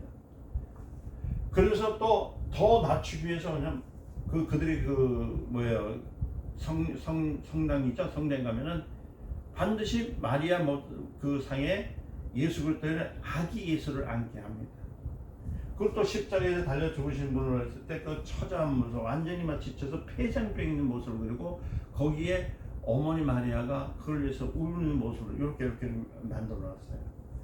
그러니까 자연적으로 그런 모습과 그런 또 사상을 기독교가 이제 발전되다 보면은 이제 다 또 그 학문, 그 신학을 또 중세 신앙의 학문을 이제 접할 수밖에 없거든요. 그러다 보니까 그거를 다 예수라는 이름이 있고 예수 그리스도의 그 모습이 그 형상을 안 가질래야 안 가질 수 없는, 그러니까 갖지 말아야 되는데 어쩔 수 없이 그것을 갖고 오는 그 형상들이 많이 있습니다. 그러다 보니까 오늘날 기독교는 왕에 대해서 얘기해요. 왕이라는 것은 스트롱이거든, 강하다는 뜻이거든요. 모든 것을 다스려야 되는데 그것이 점진적으로 우리 교회 안에 신앙 안에 들어오다 보니까 우리 천부 예수님은 가난하고 병들고 힘없고 연약한, 그러다 보니까 만왕의 왕이라는 말보다는 아기 예수에 대한 그것이 너무 직접적으로 들어와 있습니다. 여러분 이게 문제예요. 그거 아닙니다. 그분이 이 땅에 오셔서 우리 위해서 죽기까지가 아니라 예수 하나님의 말씀을 순종해서 그 죽음의 권세를 이기신 것을 보여줘야 되는데 거꾸로 말했다는 거잖아요. 여러분도 잘 아셔야 됩니다. 예수를 왕이라 알고 그리스도라고 알고 왕의 실권을 아는 사람이 우리 신앙입니다. 그 아는 사람이 자녀예요. 자녀의 권세를 누릴 수 있습니다. 예수는 그리스도십니다. 그에게는 뭐가 있냐면 절대 권위가 있어서 산천초목이 전부 다 뭐냐 벌벌 떨어요. 그러니까 뭐냐면 모든 이름 위에 뛰어나신 이름, 모든 만왕이 그 앞에 무릎을 꿇는다 했을 때 그 꿇는다는 그냥 뭐 이렇게 무릎을 꿇는 것이 아니라 벌벌 떤다는 그 이름 앞에 떤다는 거예요. 그러니까 그분이 나오셔가지고 바다에 대해서 꾸짖으시니까 어떻게 했습니까? 그거 떨거든요. 여러분 그걸 아시려면 시편 106편을 읽어보시면 돼요. 거기 보면은 이와 같은 내용이 이제 6편과 107편 그걸 읽어보면은 예수님께서 바다를 위해서 꾸짖으셨다는 그 장면을 미리 얘기하고 있습니다. 그러니까 다시 말하면 이미 만왕의 왕 누가요? 예수님은 만왕의 왕이시니까 무엇이든 할 수 있는 거. 바다를 잠잠케 할 수, 꾸짖어서 잠잠케 할 수 있고 그렇잖아요. 파도를 멈추게 할 수도 있는 것이고요. 뭐 바람도 멈출 뿐 아니라 그럽니까? 또 죽을 수밖에 없는 일들을 그 사람들을 병자를 살려주죠. 그거 그렇습니까? 떡을 떼가지고 5,000명이나 먹이고 남는 것이 12광질이 일으키고 말이에요. 이게 다 왜 기록해? 그는 왕이기 때문에, 만왕의 왕이기 때문에. 그래서 마태복음에서 그 앞에 나온 병자가 제자들 간에 예수께서 오라고 하면은 오고 가라고 하고 그렇잖아요. 왜 그랬습니까? 그건 예수님 오라고 갈 수밖에 없는 것은 왕 앞에 쓴 누구이기 때문에 신하이기 때문에 그런 거예요. 자, 그래서 그리스도의 실권을 전포적으로 신뢰하는 것. 여러분들은 정말 그리스도를 신뢰하십니까? 근데 여러분 현대 기독교인들을 보니까 제가 신뢰 안 하는 것 같아요. 모든 것을 자기가 하려고 하고 자기가 믿는 대로서 자기 생각대로 한 무엇을 하려고 하는 사람들 얼마나 많은 겁니다. 그래서 우리가 조금 뭐 시간이 가더라도 좀 얘기해야 될 것은 뭐냐면 여러분 자 여기까지 지금 제가 약간 이제 그 2장에 대한 내용을 하기 위해서 또 그다음에 마태복음을 이제 설명을 한 겁니다. 자, 헤롯은 누굽니까? 헤롯은 유대 땅에 파송된 왕입니다. 그러니까 로마의 여러 나라를 지배한, 로마가 여러 나라를 지배했죠. 그때 한 것처럼 옛날에 우리나라도 일본이 우리나라를 지배했을 때 뭐가 있었죠? 총독부가 있었죠. 총독부. 그 총독이 있었어요. 그때도 같이 바로 여기 유대 땅도 로마에 그러니까 합병된 지역인데 거기에 왕을 보내는데 누가 있냐면은 총독. 그러니까 여기 총독은 헤롯인데 헤롯. 그런데 유대 땅을 관할하는 데서 여러분들 왕인데 유대의 왕이 나왔다고 하니까 헤롯이 두려워할까요? 아니면 좋아할까요? 그는 두려워했습니다. 그러니까 신앙적으로 유대 왕이라고 생각했으면 예수님이 신앙적으로 그러니까 통치적인 세상이 말하는 통치적인 왕이 아니라 예수님이 신앙적으로 유대 왕이라고 했으면 헤롯이 두려워했을까? 두려워하지 않습니다. 그러니까 헤롯 입장에서 잘 보세요. 그래서 우리가 좀 제가 자꾸 인본주의와 신본주의에 대한 것을 좀 구분해 놓고 있는 시간이거든요. 신본주의적인 생각으로 하게 되면은 헤롯은 예수님을 죽일 필요도 없고 두려워할 이유가 없습니다. 근데 인본주의적인 사상, 그게 자기 내가 이 다른 왕이 오기는 내 자리가 어떻게 될까? 이 왕이 와서 인기를 끌어버리면 나는 죽을 것이다. 나의 삶은 이 것이다. 현재 많은 분들이 그래서요, 죄송한 얘기지만은 목회자든 뭐 일반인이든 자꾸 자기 싸움하는 사람들, 높은 곳에 올라가는 사람들요, 정말 하나님 위해서, 하나님의 말씀에 의해서, 또 하나님의 약속 위해서 간다면은 누가 그 다음에 올라온다든지 누가 누구 세워진다 해도 두려울 일은 없는 겁니다. 특히 교회에서요, 이제 은퇴를 앞두신 분들, 예를 들어서요, 새로운 시임이 부임해 오신 분이 온다면은 정정당당하게 내어주는 것이 맞죠. 근데 그 올라오는 사람들을 그 당회를 통해서 또 그 다음에 여러분들 아시죠? 각 회의를 통해서 세웠는데 그 위에 있었던 그 원로 목사, 본 목사가 말이에요. 그 꼴 보지 못해가지고 다시 막 장로님들 꼬시가지고 또 그 다음에 본사님들뿐만 아니라 많은 사람들 속닥 속에서 다시 들어오는 사람, 들어오려는 그 신임 목회자를 내쫓고. 그 왜 그럴까요? 신앙적인 문제, 그러니까 말하는 신앙으로서 하나님의 약속을 믿고 한다면요, 당연히 환영해 줘야 되고 하나님 이를 위해서 또 격려해 주고 독려해 줘야 되는데, 신앙적인 문제가 아니라 세상적인 신분의 문제, 세상 것을 하다 보니까 새로운 신분을 무서워하고 두려워하다 보니까 내어 쫓으려는 일이 생겨요. 지금 헤롯이 그거거든요. 그러니까 다시 말씀드리면 헤롯은 자기 입장에서 볼 때 이것은 자기가 유대 땅에 와가지고요, 여러분들 보세요, 로마 제왕의 신임을 받았어요. 그래서 오랫동안 실권을 잡고 있으면 좋겠는데 갑자기 누가 온다고요? 유대 땅에 또 다른 실권자가 나온다 하니까 헤롯 입장에서 불안할까요? 불안한 거예요. 헤롯이요, 예수를 유대인의 신앙의 왕으로 알고 죽이려는 것이 아니라 무엇으로 알았냐면요, 바로 유대 땅 로마에 속해 있는 것, 곧 황제의 심을 받아서 자기를 계승할 왕이 생긴 줄 알고 두려워했다는 것. 근데 여기서 또 다른 사람이 있어요. 빌라도라는 사람이 있습니다. 그는요, 유대 땅을 지배하는 왕이 아닙니다. 그죠? 빌라도는 뭐냐, 유대 땅을 지배했던 애. 그런데 빌라도는 어떤 생각을 했었냐면요, 예수 그리스도를 유대 땅을 지배하는 왕으로 보지 않았습니다. 빌라도는 종교적으로서 왕이라는 것을 알기 때문에 죄를 찾아볼 수 없다고 합니다. 그러니까 뭐가 이게 뭐 유대 땅에 유대 왕으로 서서 헤롯인데 헤롯을 척결해가지고 왕으로 올 사람도 아니고, 이거 보니까 뭐냐면 이 유대의 이스라엘 정통에서 오실 메시아 왕으로 오셨다니까. 그래, 이건 종교적으로 오신 거구나. 그래서 빌라도의 마음에서는 예수님을 해칠 마음이 있었습니까? 없었습니다. 자, 어떻게 보면 헤롯하고 빌라도의 차이가 뭐냐면, 빌라도는 어떻게든 뭘 봤다고요? 신앙적인 면을 본 것이고, 헤롯은 뭘 본 거예요? 세상적인 방법을 본 것이에요. 그러니까 신본주의적 것과 인본주의적 것을 보는 차이가 이렇게 되어야 되는 거예요. 그러니까 헤롯은 갑작스럽게 유대 땅에서 자기가 왕노를 하고 있는데 말이에요.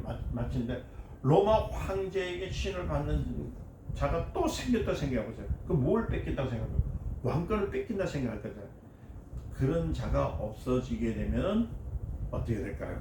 라이벌이 없어지잖아요. 그죠? 그래서 하나의 라이벌 의식을 가지고 누굴 죽이려고 하면 예수를 찾아 죽이려 했던 거예요.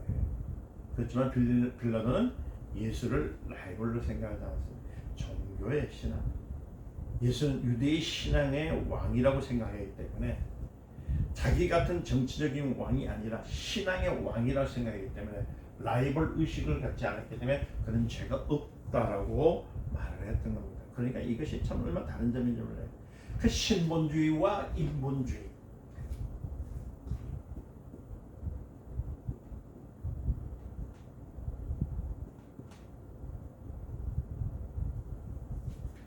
와 인본주의.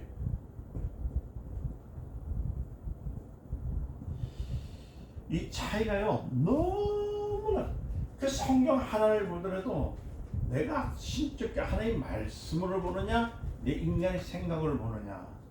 아까 말씀드렸죠. 대한민국 얘기도 했지만은 우리가 하나님의 그러니까 이 교회가 요새 보니까 좀 난리와 난리시니까 교회들이 일어나가지고 대한민국에서 이거 하시더라고요.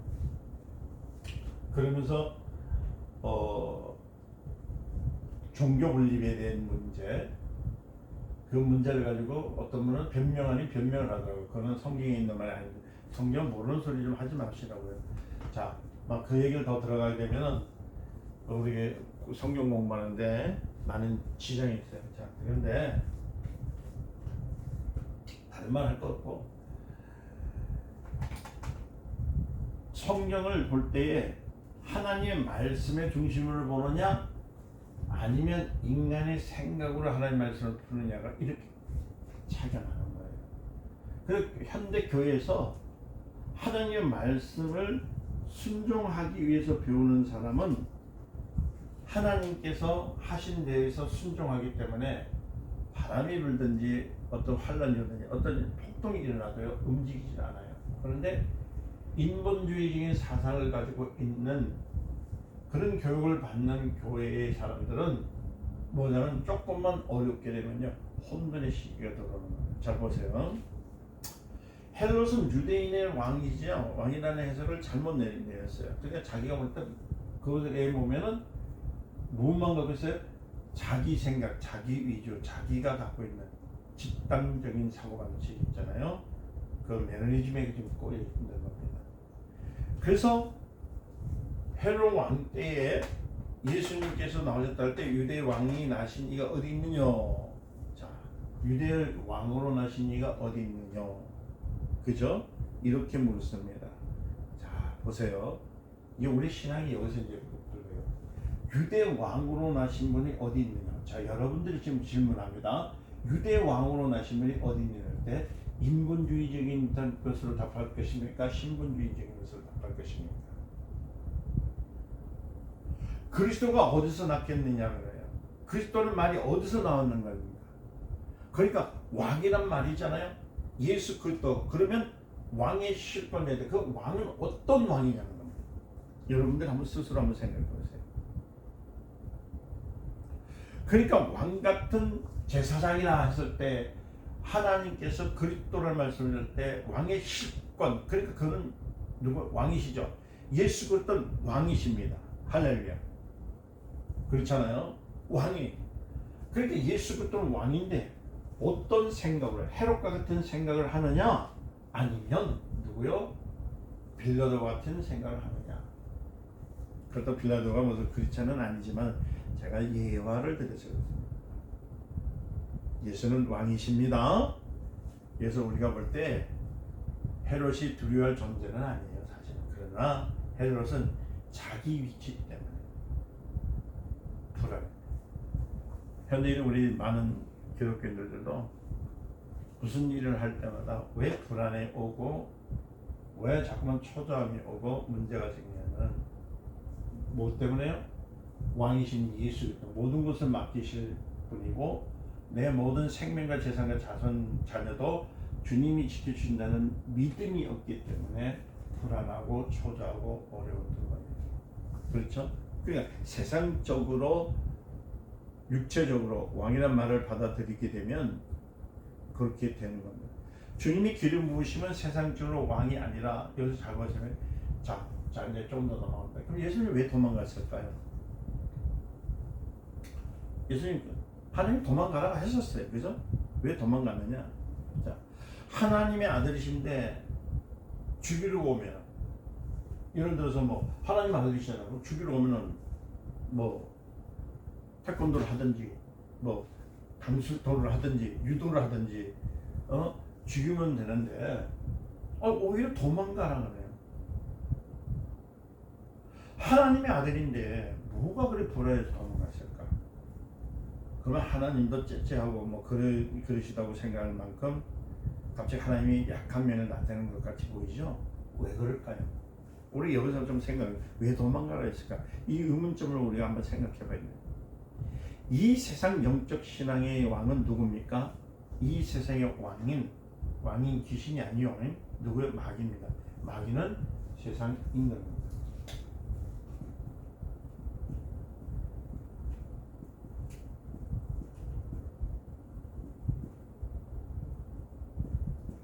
임금, 그렇죠?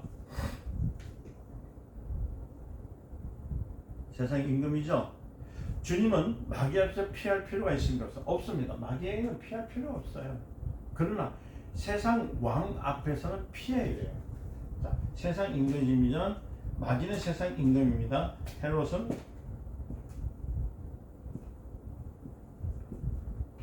세상 왕입니다. 그러니까 예수님은 마귀한테는 피할 필요가 없어요. 그러나 세상 왕, 세상을 지금 다스리는 헤롯에게서는 피해야 됩니다. 자, 들으세요.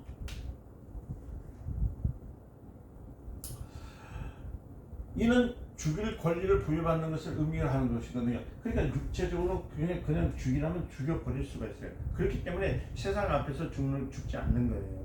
그래서 우리 그러죠. 빌라도에게 못 박히시다, 그죠? 빌라도 앞에서 못 박히시잖아요, 예수님께서.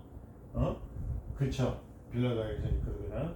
우리 신앙 고백할 때 왜 그러냐면 세상 법에 의해서는 육체를 죽일 수밖에.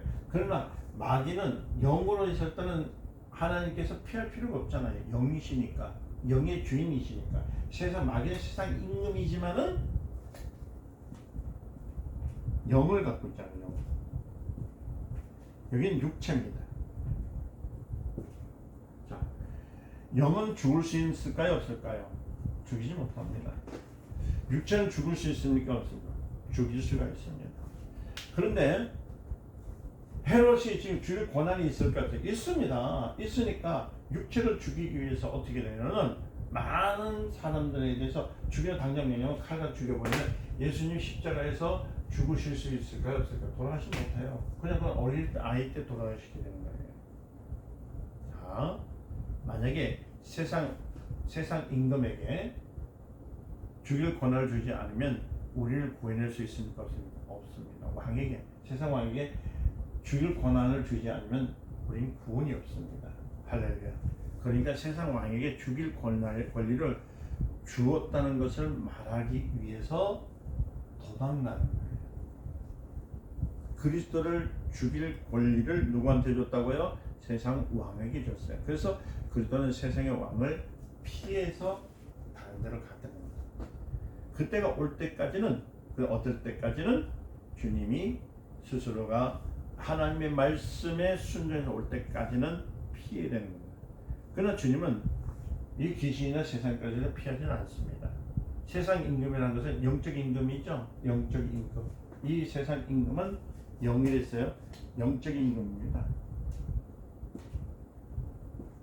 이건 육적입니다.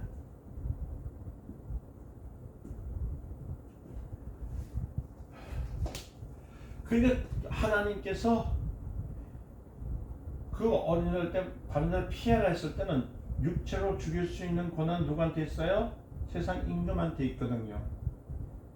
마귀는 세상 임금이죠. 세상 임금은 영적 임금입니다. 그래서 세상의 왕은 육체를 죽일 수 있는 권한이 있기 때문에 이걸 좀 약간 생각을 좀 깊이 해야 돼요. 그러니까 그때 세상 임금이라는 것은 영적 임금이에요. 그렇죠? 자, 다시 이제 봅니다. 이해합니다. 다 같이 합니다. 마귀는 따라서요. 마귀는 영적 세상 임금이고 그리스도는 영적 유대인의 왕이시라. 그러니까 그리스도께서는 누구라고요?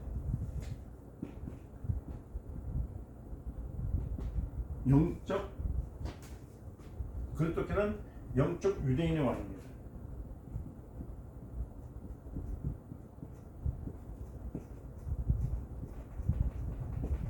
그러니까 보세요. 그리스도를 마귀가 이길 수 있습니까? 없습니다. 영적으로 이길 수 없어요. 그러나 그리스도께서 육체를 입고 오셨잖아요. 육체를 입고 오셨기 때문에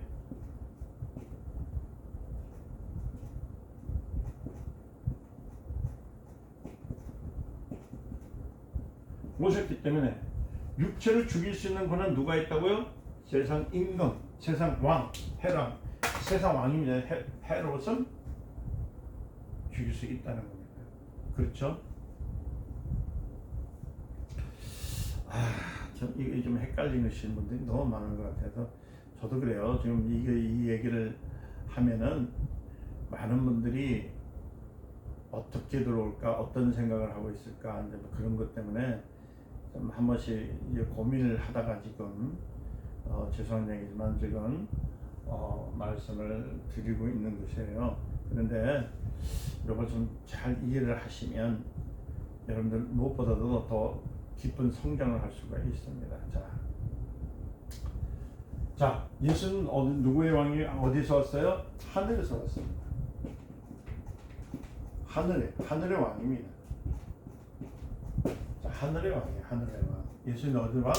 하늘의 왕. 그러니까 천국이 가까웠다는 것은 누가 오셨다면 그리스도께서 가까이 왔다는 의미.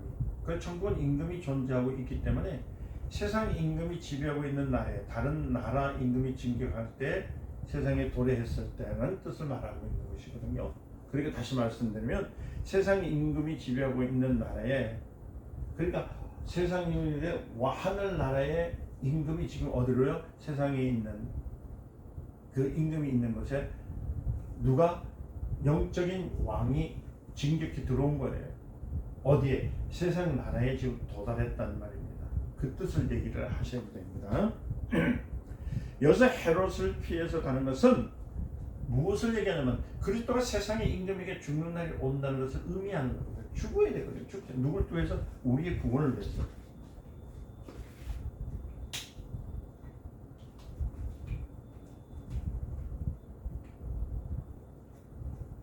왜? 우리의 구원이 우리의 구원이. 그러니까 여러분 잘 보세요. 세상 임금 헤롯이 죽을 권리가 있습니다. 이게 있습니다. 그러니까 여러분들이 말귀를 알아듣는 사람은 이것을 잘 알게 되는 거예요. 그리스도를 죽일 권리를 누구한테 줬어요? 세상 왕에게 준 겁니다. 다시 세상 임금에게 그리스도의 죽일 권리를 주었는데 마귀를 통해서 세상 왕 죽일 권리를 주시죠. 그러나 마귀에게는 예수 그리스도를 죽일 권리를 안 줍니다. 왜냐하면 마귀는 피하는 것이 아닙니다. 여러분들 자꾸 마귀를 피했다고 했는데 그런 것이 아니에요. 누구한테 주냐면 영이기 때문에 영으로서는 어떻게 할 수가 없어요. 마귀는 세상 임금 마귀는 할 수가 없습니다. 영적으로 묶인 것을 풀 수 있는 것은 누가요? 예수님이 죽으셔야 되거든요. 죽으셨을 때에 어떤 헤롯은 세상적인 임금이잖아요. 세상 임금, 육체로 갖고 있는 임금이기 때문에 죽이러 온 거예요. 참 어렵죠? 그러니까 헤롯은 예수를 자기의 뭐로 생각을 라이벌로 생각했어요. 그러니까 불안한 감정을 품게 됐어요. 그래서 죽이려고 했던 겁니다. 그러니까 우리의 신앙은 헤롯이 보는 것 같이 예수를 육체로 보느냐, 아니면 금방 말씀드린 것처럼 누구요? 빌라도처럼 예수를 신앙, 종교의 왕으로 보느냐. 이거 참 우리한테 있다. 그래서 우리가 지금 마태복음을 공부하는 이유는 처음부터 분명히 다루는 에서 나가는 것은 하나님은 예수는 왕이시다. 만왕의 왕이시다. 하늘에 속한 하나님의 왕 아들이시다. 이걸 믿는 거거든요. 그럼 이 육체적인 사람의 이 욕망인 것은 무조건 사람을 죽일 수 있습니다. 그래서 헤롯은 자기의 권력을 잡고 정치적인 권력을 소유해서 어떻게 했습니까? 그다음부터 오늘 성경 읽었죠? 2살 아래의 사람들을 모두 죽였던 이유가 그거예요. 자기의 정치적인 성향을 흔들까봐. 그때부터 유대 땅에 엄청난 사건이 일어나죠. 이것은 세상 정치가 이렇게 한다는 것을 보여주는 거예요. 지금 보세요. 오늘 우리 보면은 얼마나 부복합니까? 복수하고. 아이고, 왜 그럴까요? 저들이 지금 하고 있는 것들이, 지금 정치권에서 하고 있는 것은 자기들이 불안하기 때문에. 왜냐면 또 다음 정권이 잡아버리면 자기는 똑같은 거 보복이 당할까? 당하기 때문에. 그래서 그냥 악의 귀환으로요, 막 이를 그냥 악물고 그냥 그것도 죽이려고 그렇게 하는 거잖아요. 그래서 옛날에는 그런 것을 방지하기 위해서 삼족을 멸한댔죠. 삼족. 이게 세상적이에요. 세상적인 방법이에요. 그럼 목회자들한테 제가 맨 늘 얘기하는 것이 뭐냐면, 세상적으로 하지 마세요 했던 건 뭐냐면, 마귀적인 것, 그 다음에 헬롯적인 것처럼, 그 다음에 그 다음 거 자기가 가진 것이 너무 많다 보니까요, 그걸 내어주지 않기 위해서 얼마나 바랍니다. 목회자들 그러니까 지금 나가서 대모하는 거예요, 그거. 그러니까 합법적으로 세상주의를 확보하는 것이 아니라 무력으로서 불법으로 유지했던 것. 그러니까 헬롯을 통해서 세상 권력이라는 것을 이뤘다는 것을 우리에게 보여준 내용입니다. 세상 권력이래요. 세상 권력인데 이건 세상 권력이에요. 인본주의는 세상 권력이다. 아마 아시겠죠? 신본주의는 뭐냐면요, 우리 세상 권력이 아닙니다. 왕에게 순종입니다. 순종. 이걸 아셔야 돼요. 그런데 자꾸만 교회에서 자꾸만 신본주의가 아니라 인본주의가 아니라 세상 권력이 세상에 했던 방법으로 자꾸 노예나 총회나 말이야 교회나 똑같이 그렇게 하다 보니까 어떻게 되냐면요, 사람들을 죽이려고 해요. 낮추려고 하고.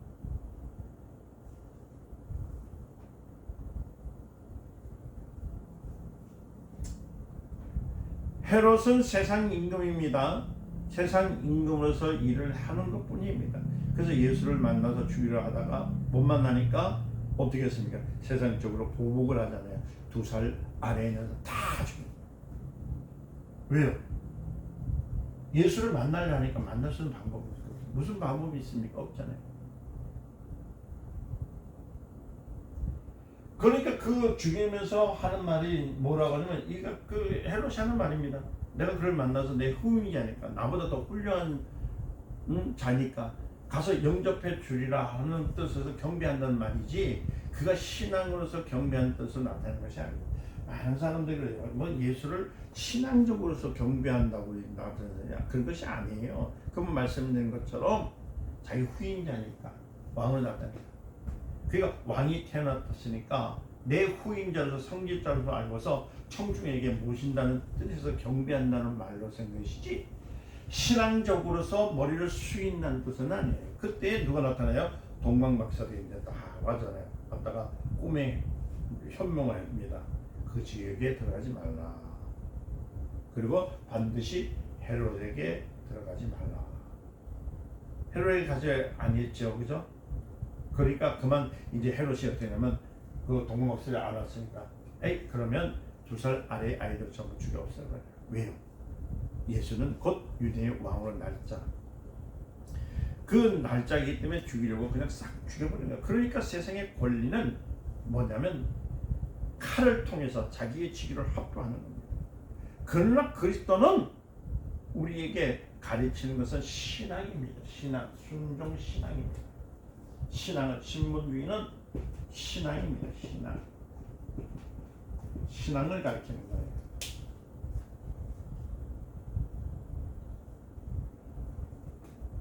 그러니까 여기서 예수 그리스도를 왕이라는 것은, 왕의 실권을 아는 사람이 예수 그리스도라는 예수 그리스도를 한다면 얼마나 실감이 나겠습니까? 그렇죠? 그러니까 주님, 그리스도.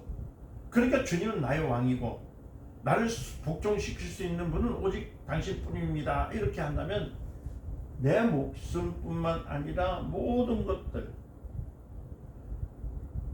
그러니까 모든 것을 지배하실 소유권이 가지신 분이 누구라고요? 예수 그리스도라고 하는 것을 우리 고백하고 믿는 것이 신앙이에요. 신앙. 무엇이 신앙이에요? 내 모든 권리를 가지고 계시는 분이 당신입니다. 그게 예수 그리스도. 여러분들 그 옛날에 중국이 말이에요. 처음에 개방됐을 때 목사님들이 얼마나 난리쳤습니까? 곧 이제 공산주의가 무너지고 공산주의가 무너지고 이제 곧 이제 전 세계가 복음으로 이제 들어간다. 이제 중국을 통해서 들어간다 해서 많이 기대했어요.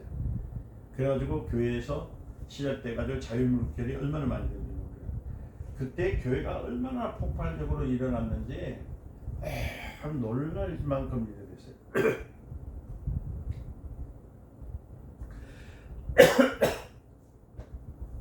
신앙이 완전히 없어진 줄 알고 있었는데 그때 많이 알았거든요. 그런데 지금은 어떻습니까?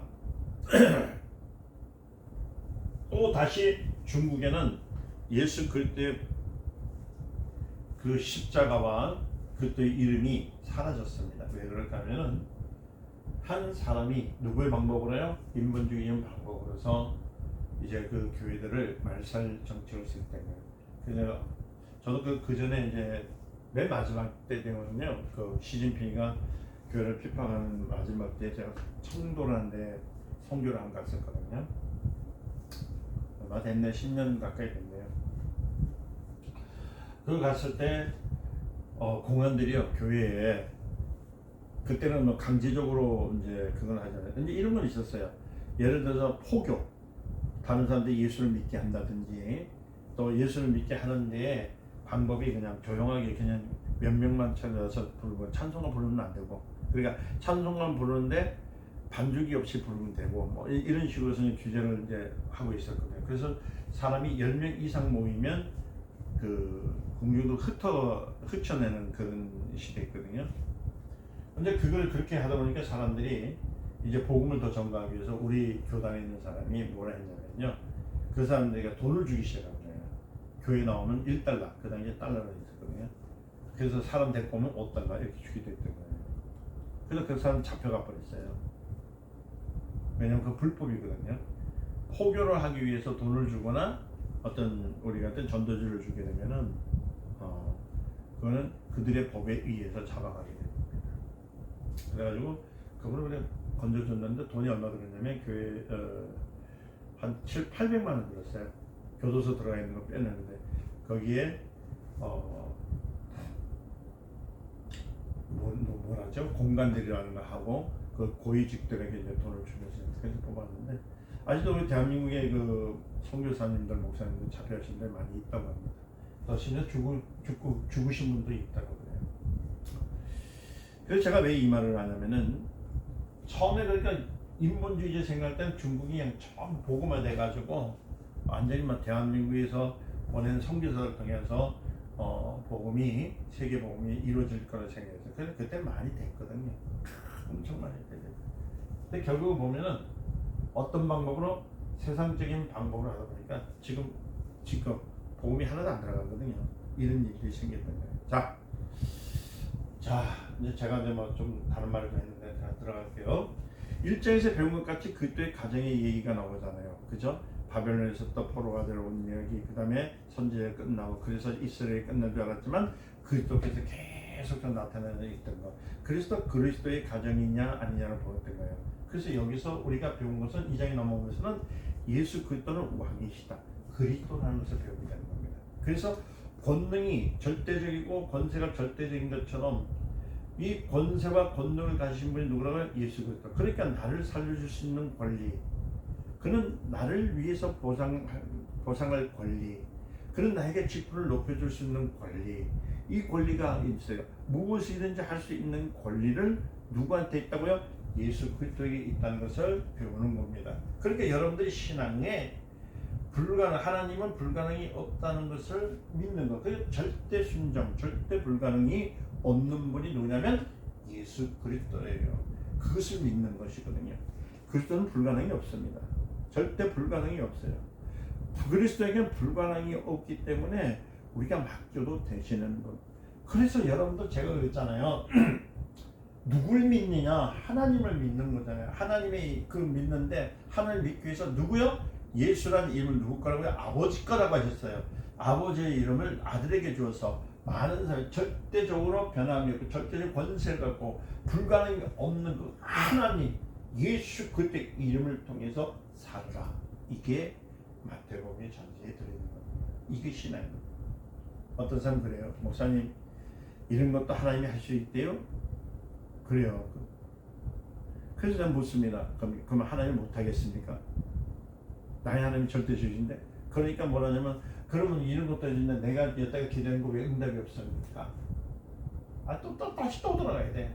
그래서 그분한테 하는 말이 뭐냐면 주 예수를 믿으라. 그러면 너와 내 집에 구원을 얻으려 한 것처럼 우리의 신앙은 하나님이 이루어지는 내가 어떻게 할당 방법을 찾는 것이 아니라 신분주의적인 사고 방식을 통해서 하라고 말하는 거예요. 믿으시죠? 하나님은 절대적이십니다. 내 하나님은 그렇게 옛날부터 엘리야가 하는 말이면 너희 하나님을 찾으라. 하나님을 찾으라.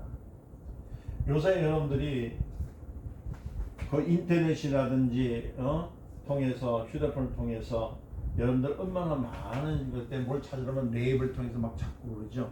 설교를 하다 보면 요새 분들은 성경책을 가지고 열지 않고 휴대폰 가지고 열더라고요. 참 그건 빠르고 또 효율적이니까 할 수 있겠지만은 그러니까 뭐냐면은 우리가 아직 하나님 찾을 때 이렇게 무엇을 그 글에 대해서 그 뜻을 대해서 찾으라는 것이 아니라 하나님의 어떤 분이신가. 그러니까 내가 하나님 찾으려면 인본주의적으로 찾느냐 신분주의를 찾느냐 이 문제가 우리에게 있는 겁니다. 여러분 요나서 읽어보셨죠? 거 보면은 너희 하나님은 어떠하느냐 이렇게 합니다. 근데 우리 하나님은 이러하시다 이렇게 얘기를 하잖아요. 그렇죠? 이러한 분이시다. 바로 유대인들은 언제나 우리 하나님은 재물을 따끔따끔 먹는 하나님이 아니라 나를 구원하시는 하나님이라고 시편 68편 여러분들 그러니까 대한민국에서 지금 우리가요 성장하는 건 좋지만 20편에 가는 것처럼 어떤 하나님이면 나를 구원하시는 하나님, 나를 맡기신 하나님 이게 유대인들의 전제 조건으로 갖고 있는 신앙관입니다. 볼까요?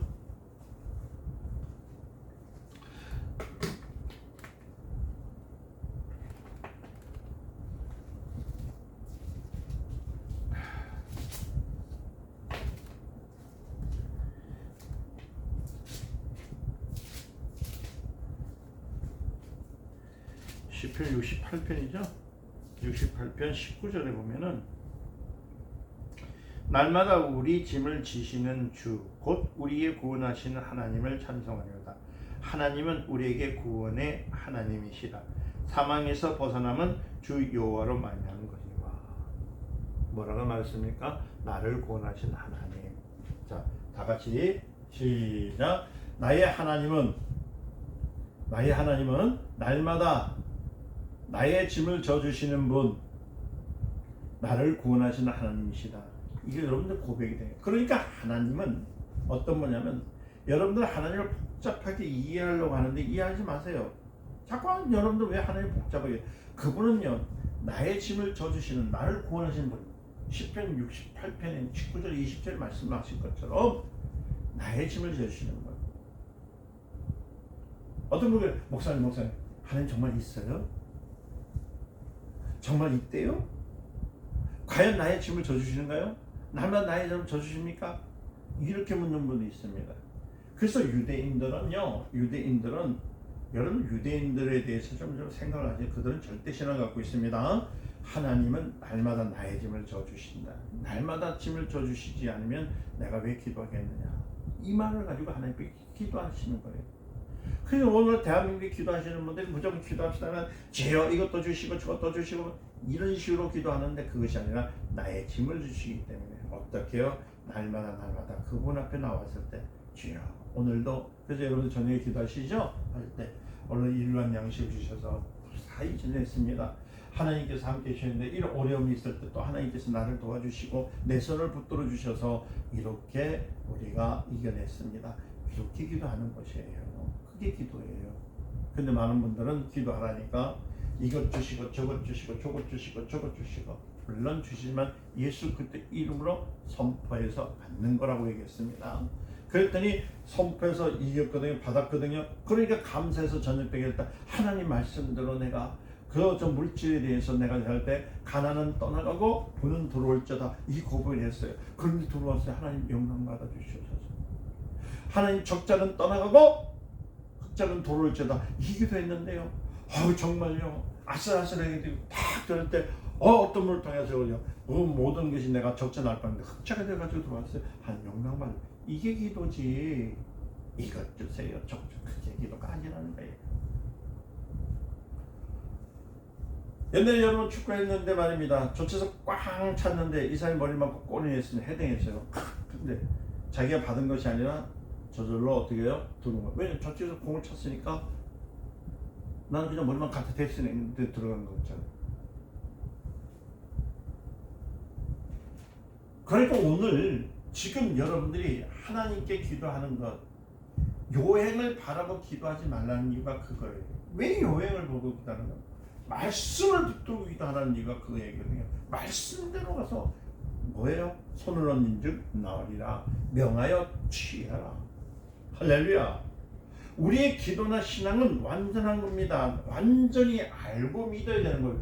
이거 인본주의의 생각을 주실까 말까. 오늘 안 주시면 우리는 집다리가 와가지고 집을 다 날려버릴 것이고 가난해져가지고 오늘 없습니다. 집을 주세요. 돈을 주세요. 이런 기도가 아니라 어떠라고요? 너 나한테 가난을 줬던 영광 떠나가. 부함이 올자다. 물질적인 것들도 순정에서 떨어올자다. 너는 채워질 자다. 하나님 말씀으로 구하라는 것이 있을까? 구했고 된 것처럼 이 구한다는 말에 대해서도 여러분들 의문들이 많죠. 잘못된 생각 많이 하는데 구한다는 것은 무슨 그래서 이것 주식 저것 그런 게 아니라 내가 있는 일에서 하나님 말씀을 구하여 명하라는 뜻이에요. 믿으시니까? 우리의 기도는 완전한 겁니다. 그러니까 이 완전한 건 왜냐하면 주는 나의 왕이시라는 고백이 있기 때문이다. 예수는 유대의 왕입니다. 그죠?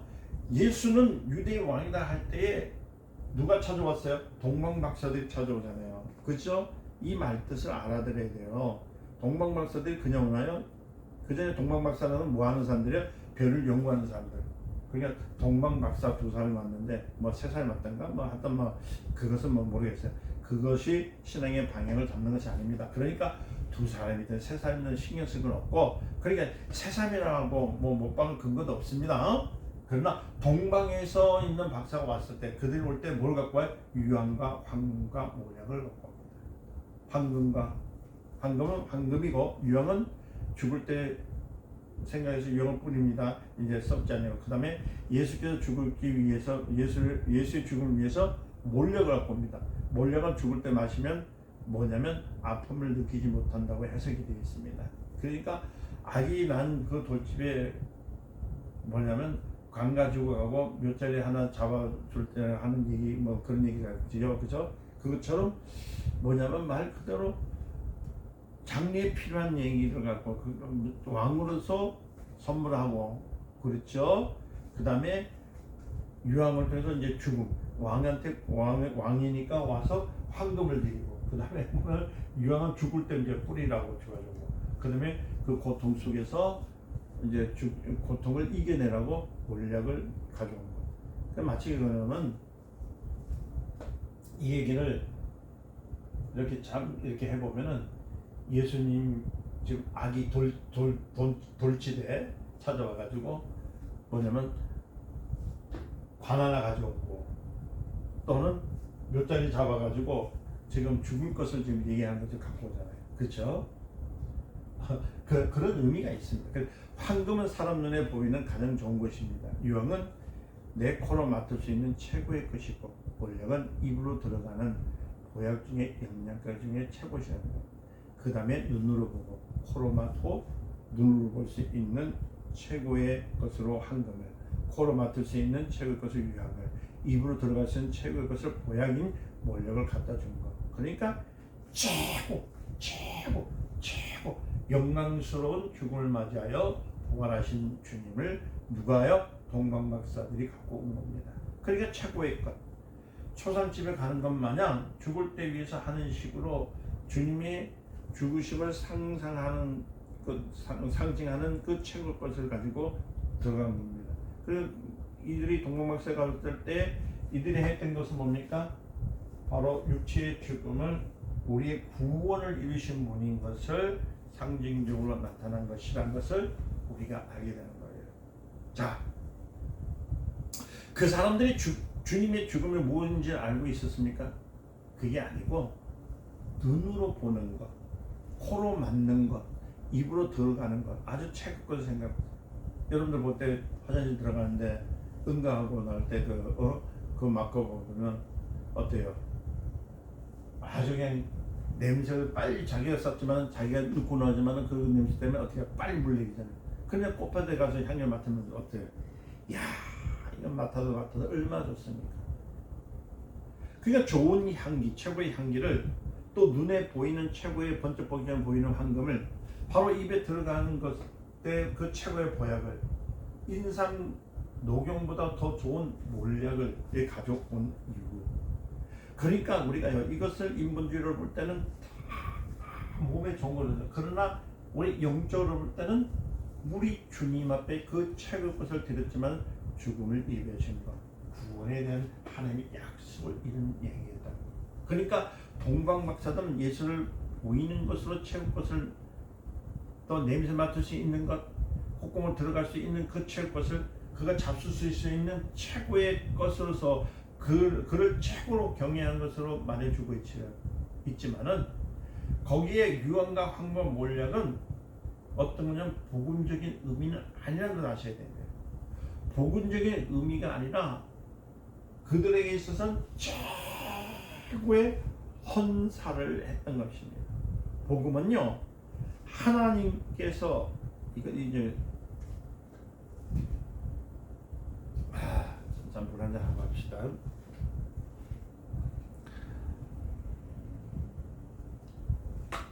빨리빨리 끝내야 되는데. 자, 복음은 하나님께로부터 오는 것이 복음입니다. 사람으로부터 오는 것은 복음 아닙니다. 복음은 언제나 하나님께로부터 오는 겁니다. 사람으로부터 오는 행위를 복음이라고 하면 안 되는 겁니다. 근데 이들이 갖고 있던 몰약은, 그 다음에 황금과 유황과 몰약은 자기들에게 인간에 있어서 최고 것을 드렸지만은, 그러나 복음적인 말을 해석할 때에 복음은 어디서 도와야 된다고요? 하늘에서부터 오는 소리, 하늘에서 오는 기쁜 소리, 하나님께서 계시된 소식이라는 할 때에 복음이에요. 그러니까 복음이라는 것은 사람으로서 오는 어떤 행위를 가지고 복음을 하지 않는다는 거예요. 그래서 여기서 복음적이라는 말을 잘못 해석하지 않도록 우리가 주의해야 되는 것은 뭐냐면, 예수 그리스도, 예수가 그리스도의 중심이 되는 거예요.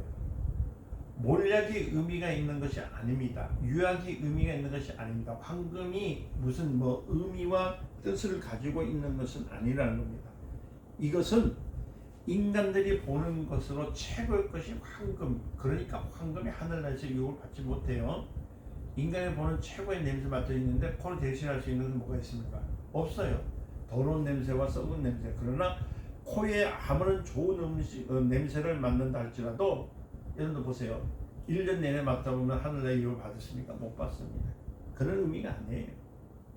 입으로 아무리 보약을 많이 먹고 보충한다 할지라도 병이 나면 어떻게 죽어야 돼요? 아무 소용이 없습니다. 여기에서 유대인의 왕이다, 그러니까 그리스도라는 데에서 헬롯은 그것 때문에 벌거든. 누구 때문에요? 그 동방박사들이 왔을 때 유대의 왕으로서 오신 것이 아니고 그의 별, 그들이 연구한 가운데 보니까 주님께서 인도하심을 통하여 왕이 나심을 기뻐하셨지만 그분은 왜 우리의 구원자인 것을 그들은 몰라요. 동방밭을 모릅니다. 구원에 대해서는 모르지만 하나님 그들이 갖고 온 예물을 통해서 그들이 죽으신 것을 예배하신 것처럼 보여주신 것이라는 겁니다. 이걸 이해 아직 못하셨죠? 자, 그래 이거 다 이해한다면 얼마나 좋겠습니까? 자, 시간도 많이 간데, 자, 그리스도라고 하는 데는 헬롯은 그것 때문에 떨는 것, 뭐 때문에? 예수 그리스도라는 것. 그만 이스라엘이 벌벌 떨고 동방박사들도 예수 나왔다고 하는 데서 찾아오고, 또 그 다음에 살인 사건도 예수 때문에 난 것이, 피난 것도 예수 때문에 난 것이고, 또 오직 이 땅에 예수 사건밖에 없잖아요. 그죠? 그러니까 이 예수 그럼 마태복음 2장에서 나타난 예수 오직 모든 것이 예수로 시작된다는 것을 가르쳐주는 거예요. 그러니까 공중에 있는 왕은 이렇게 그를 볼 때 두려워했지만 오해했을지라도 세상 임금으로 태어난 줄 알고 오해했을지라도 헤롯은 무엇을 했냐면 그것 때문에 떨기 시작했던 겁니다. 동방박사들은요, 유대인들이 무슨 일이 벌어지든 수백 년 동안 어둠에 사니까 드디어 유대인의 어떤 빛이 오는가 보다, 어떻게 오는가 보다는 걸 생각했거든요. 늘 빛을 찾던 사람들이 동방박사들이거든요. 그들에게서 유대인들에게 빛을 보고 찾아왔던 사람들이 그를 오래전에 세상을 벌벌 떨게 하고 애국왕을 두렵게 만들고 했던 그 하나님이 보낸 그 백성을 지배하는 왕이 오래 했던, 그러니까 이방인들도 기대를 걸고 있었던 그분, 그러니까 처녀가 그를 기다리고 있었던 것처럼 그분이 오신 것을 동방박사들이 기다리고 왔다는 거예요. 그리고 그 다음에 헤롯의 두려움은 어때부터요?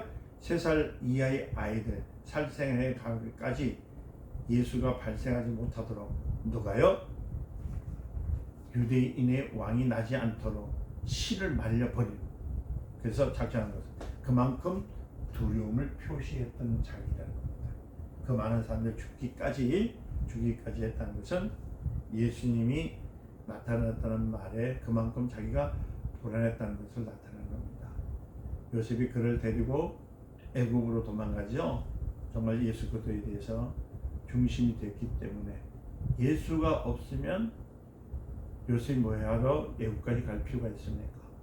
마리아가 뭐하러 애굽까지 갈 필요가 있는 거예요. 이것은 전부 다 성경은 예수로 시작해서 예수로 끝난다는 것을, 신분주의적인 사상을 보여주는 의미가 있다는 겁니다. 할렐루야. 자, 예수는 그리스도십니다. 자, 지금 제가 장거하게 이렇게 얘기를 했죠. 그렇기 때문에 오직 예수. 헤롯을 위협할 자가 누구냐? 바로 예수. 헤롯이 그만 세상적으로 위협받는 건, 헤롯이 말이에요. 세상적으로 위협받을 수 있는 것은 뭐냐면 예수. 그러니까 동방박사가 저들의 유대인 속에 어떤 일이 일어나기를 기다렸다가 예수를 발견하니까 그들에게 선물 주는 것. 그것도 예수. 오늘 성경 봅니다. 여기는 예수보다도 헤롯이 강할 수가 있으면서 강할 수도 없다. 다시 말하면 하나님의 약속이 세상 약속보다 크다. 예수를 집어넣고 헤롯의 얘기를 채울 수는 없다. 다시 말하면 예수를 빼고서 동방박사의 얘기를 할 수 있으면 없습니다. 그러니까 성경은 예수. 이게 바로 복된 소식이에요. 기쁜 소식. 이 말을 조금 정리해 드린다면 뭐냐면 성경 전체는 예수다. 아멘. 예수로 시작해 예수로 끝나고, 예수로 시작해 예수로 끝나고. 이게 기쁜 소식. 세상 임금이 벌벌 떨게 만드는 소식은 박사들이 가장 두려워하고 지식을 초월 만큼 두려운 존재는 오직 하나님 말씀을 이루신 예수가 이 땅에 오셨다는 것을 말하고 있는 거예요. 그렇기 때문에 예수의 탄생은 이렇게 응했다는 것을 말해주는 것. 예수는 누구요? 만왕의 왕이시다. 예수를 탄생하는 웅장한 역사가, 새 우주적인 경험이, 웅장한 일이 벌어지는 겁니다. 그러니까 말하자면 온 우주가 막 유동을 쳐내는 것. 이 놀라운 역사가 여러분 가정 위에 있기를 예수님의 이름으로 축원드립니다. 할렐루야. 그러니까 세상 임금도 범벌 떠는 주님의 역사, 여러분 가정에 심령에 있기를 예수님으로 축원드립니다. 마구간 같고 더럽고 말교같이 딱딱한 여러분들의 심령 위에 주님의 성탄이 있기를 예수님의 이름으로 축원드립니다. 할렐루야, 할렐루야. 그래서 여러분 기도하세요. 하나님 앞에 기도하세요. 하나님, 나에게 예수가, 세상 임금이 벌벌 떠는 예수가, 신학자들도 석학자들도 지식을 놓고 예수 앞에 지식을 포기하고 경배했던 예수가, 그러니까 모든 지식도 예수 앞에 굴복하는 것을 배웠사오니, 왕이 세상의 권위도 예수 앞에 굴복했고 두려워했고 세상의 지식, 모든 지식을 예수 앞에 굴복했던 것처럼 그 정말 웅장한 예수, 지식보다 더 큰 예수, 세상 임금보다 더 큰 예수, 바로 우리의 가정에, 내 심령에 나타나기를 예수님 이름으로 간절히 바랍니다. 여러분 축원합니다. 여러분 기도하시기 바랍니다. 그래서 여러분들 삶 속에서 더 놀라운 이적을 이루시기를 예수님을 축원드립니다. 기도하겠습니다. 하나님 감사합니다. 예수 이름으로 주님의 살게 하소서. 세상 임금보다도, 또 아버지 세상 어떤 지식보다도, 세상 어떤 법에보다도 더 크신 예수 이름이 이 가정에 임하게 하시고, 이 교회에 임하게 하시고, 우리 성도의 가정에 임하게 하시고, 나의 심령에 임하게 하옵소서. 주여, 그래서 주며 오직 예수로 사나 죽으나 살게 하옵소서. 예수님의 이름으로 간절히 기도드립니다. 아멘. 수고하셨습니다.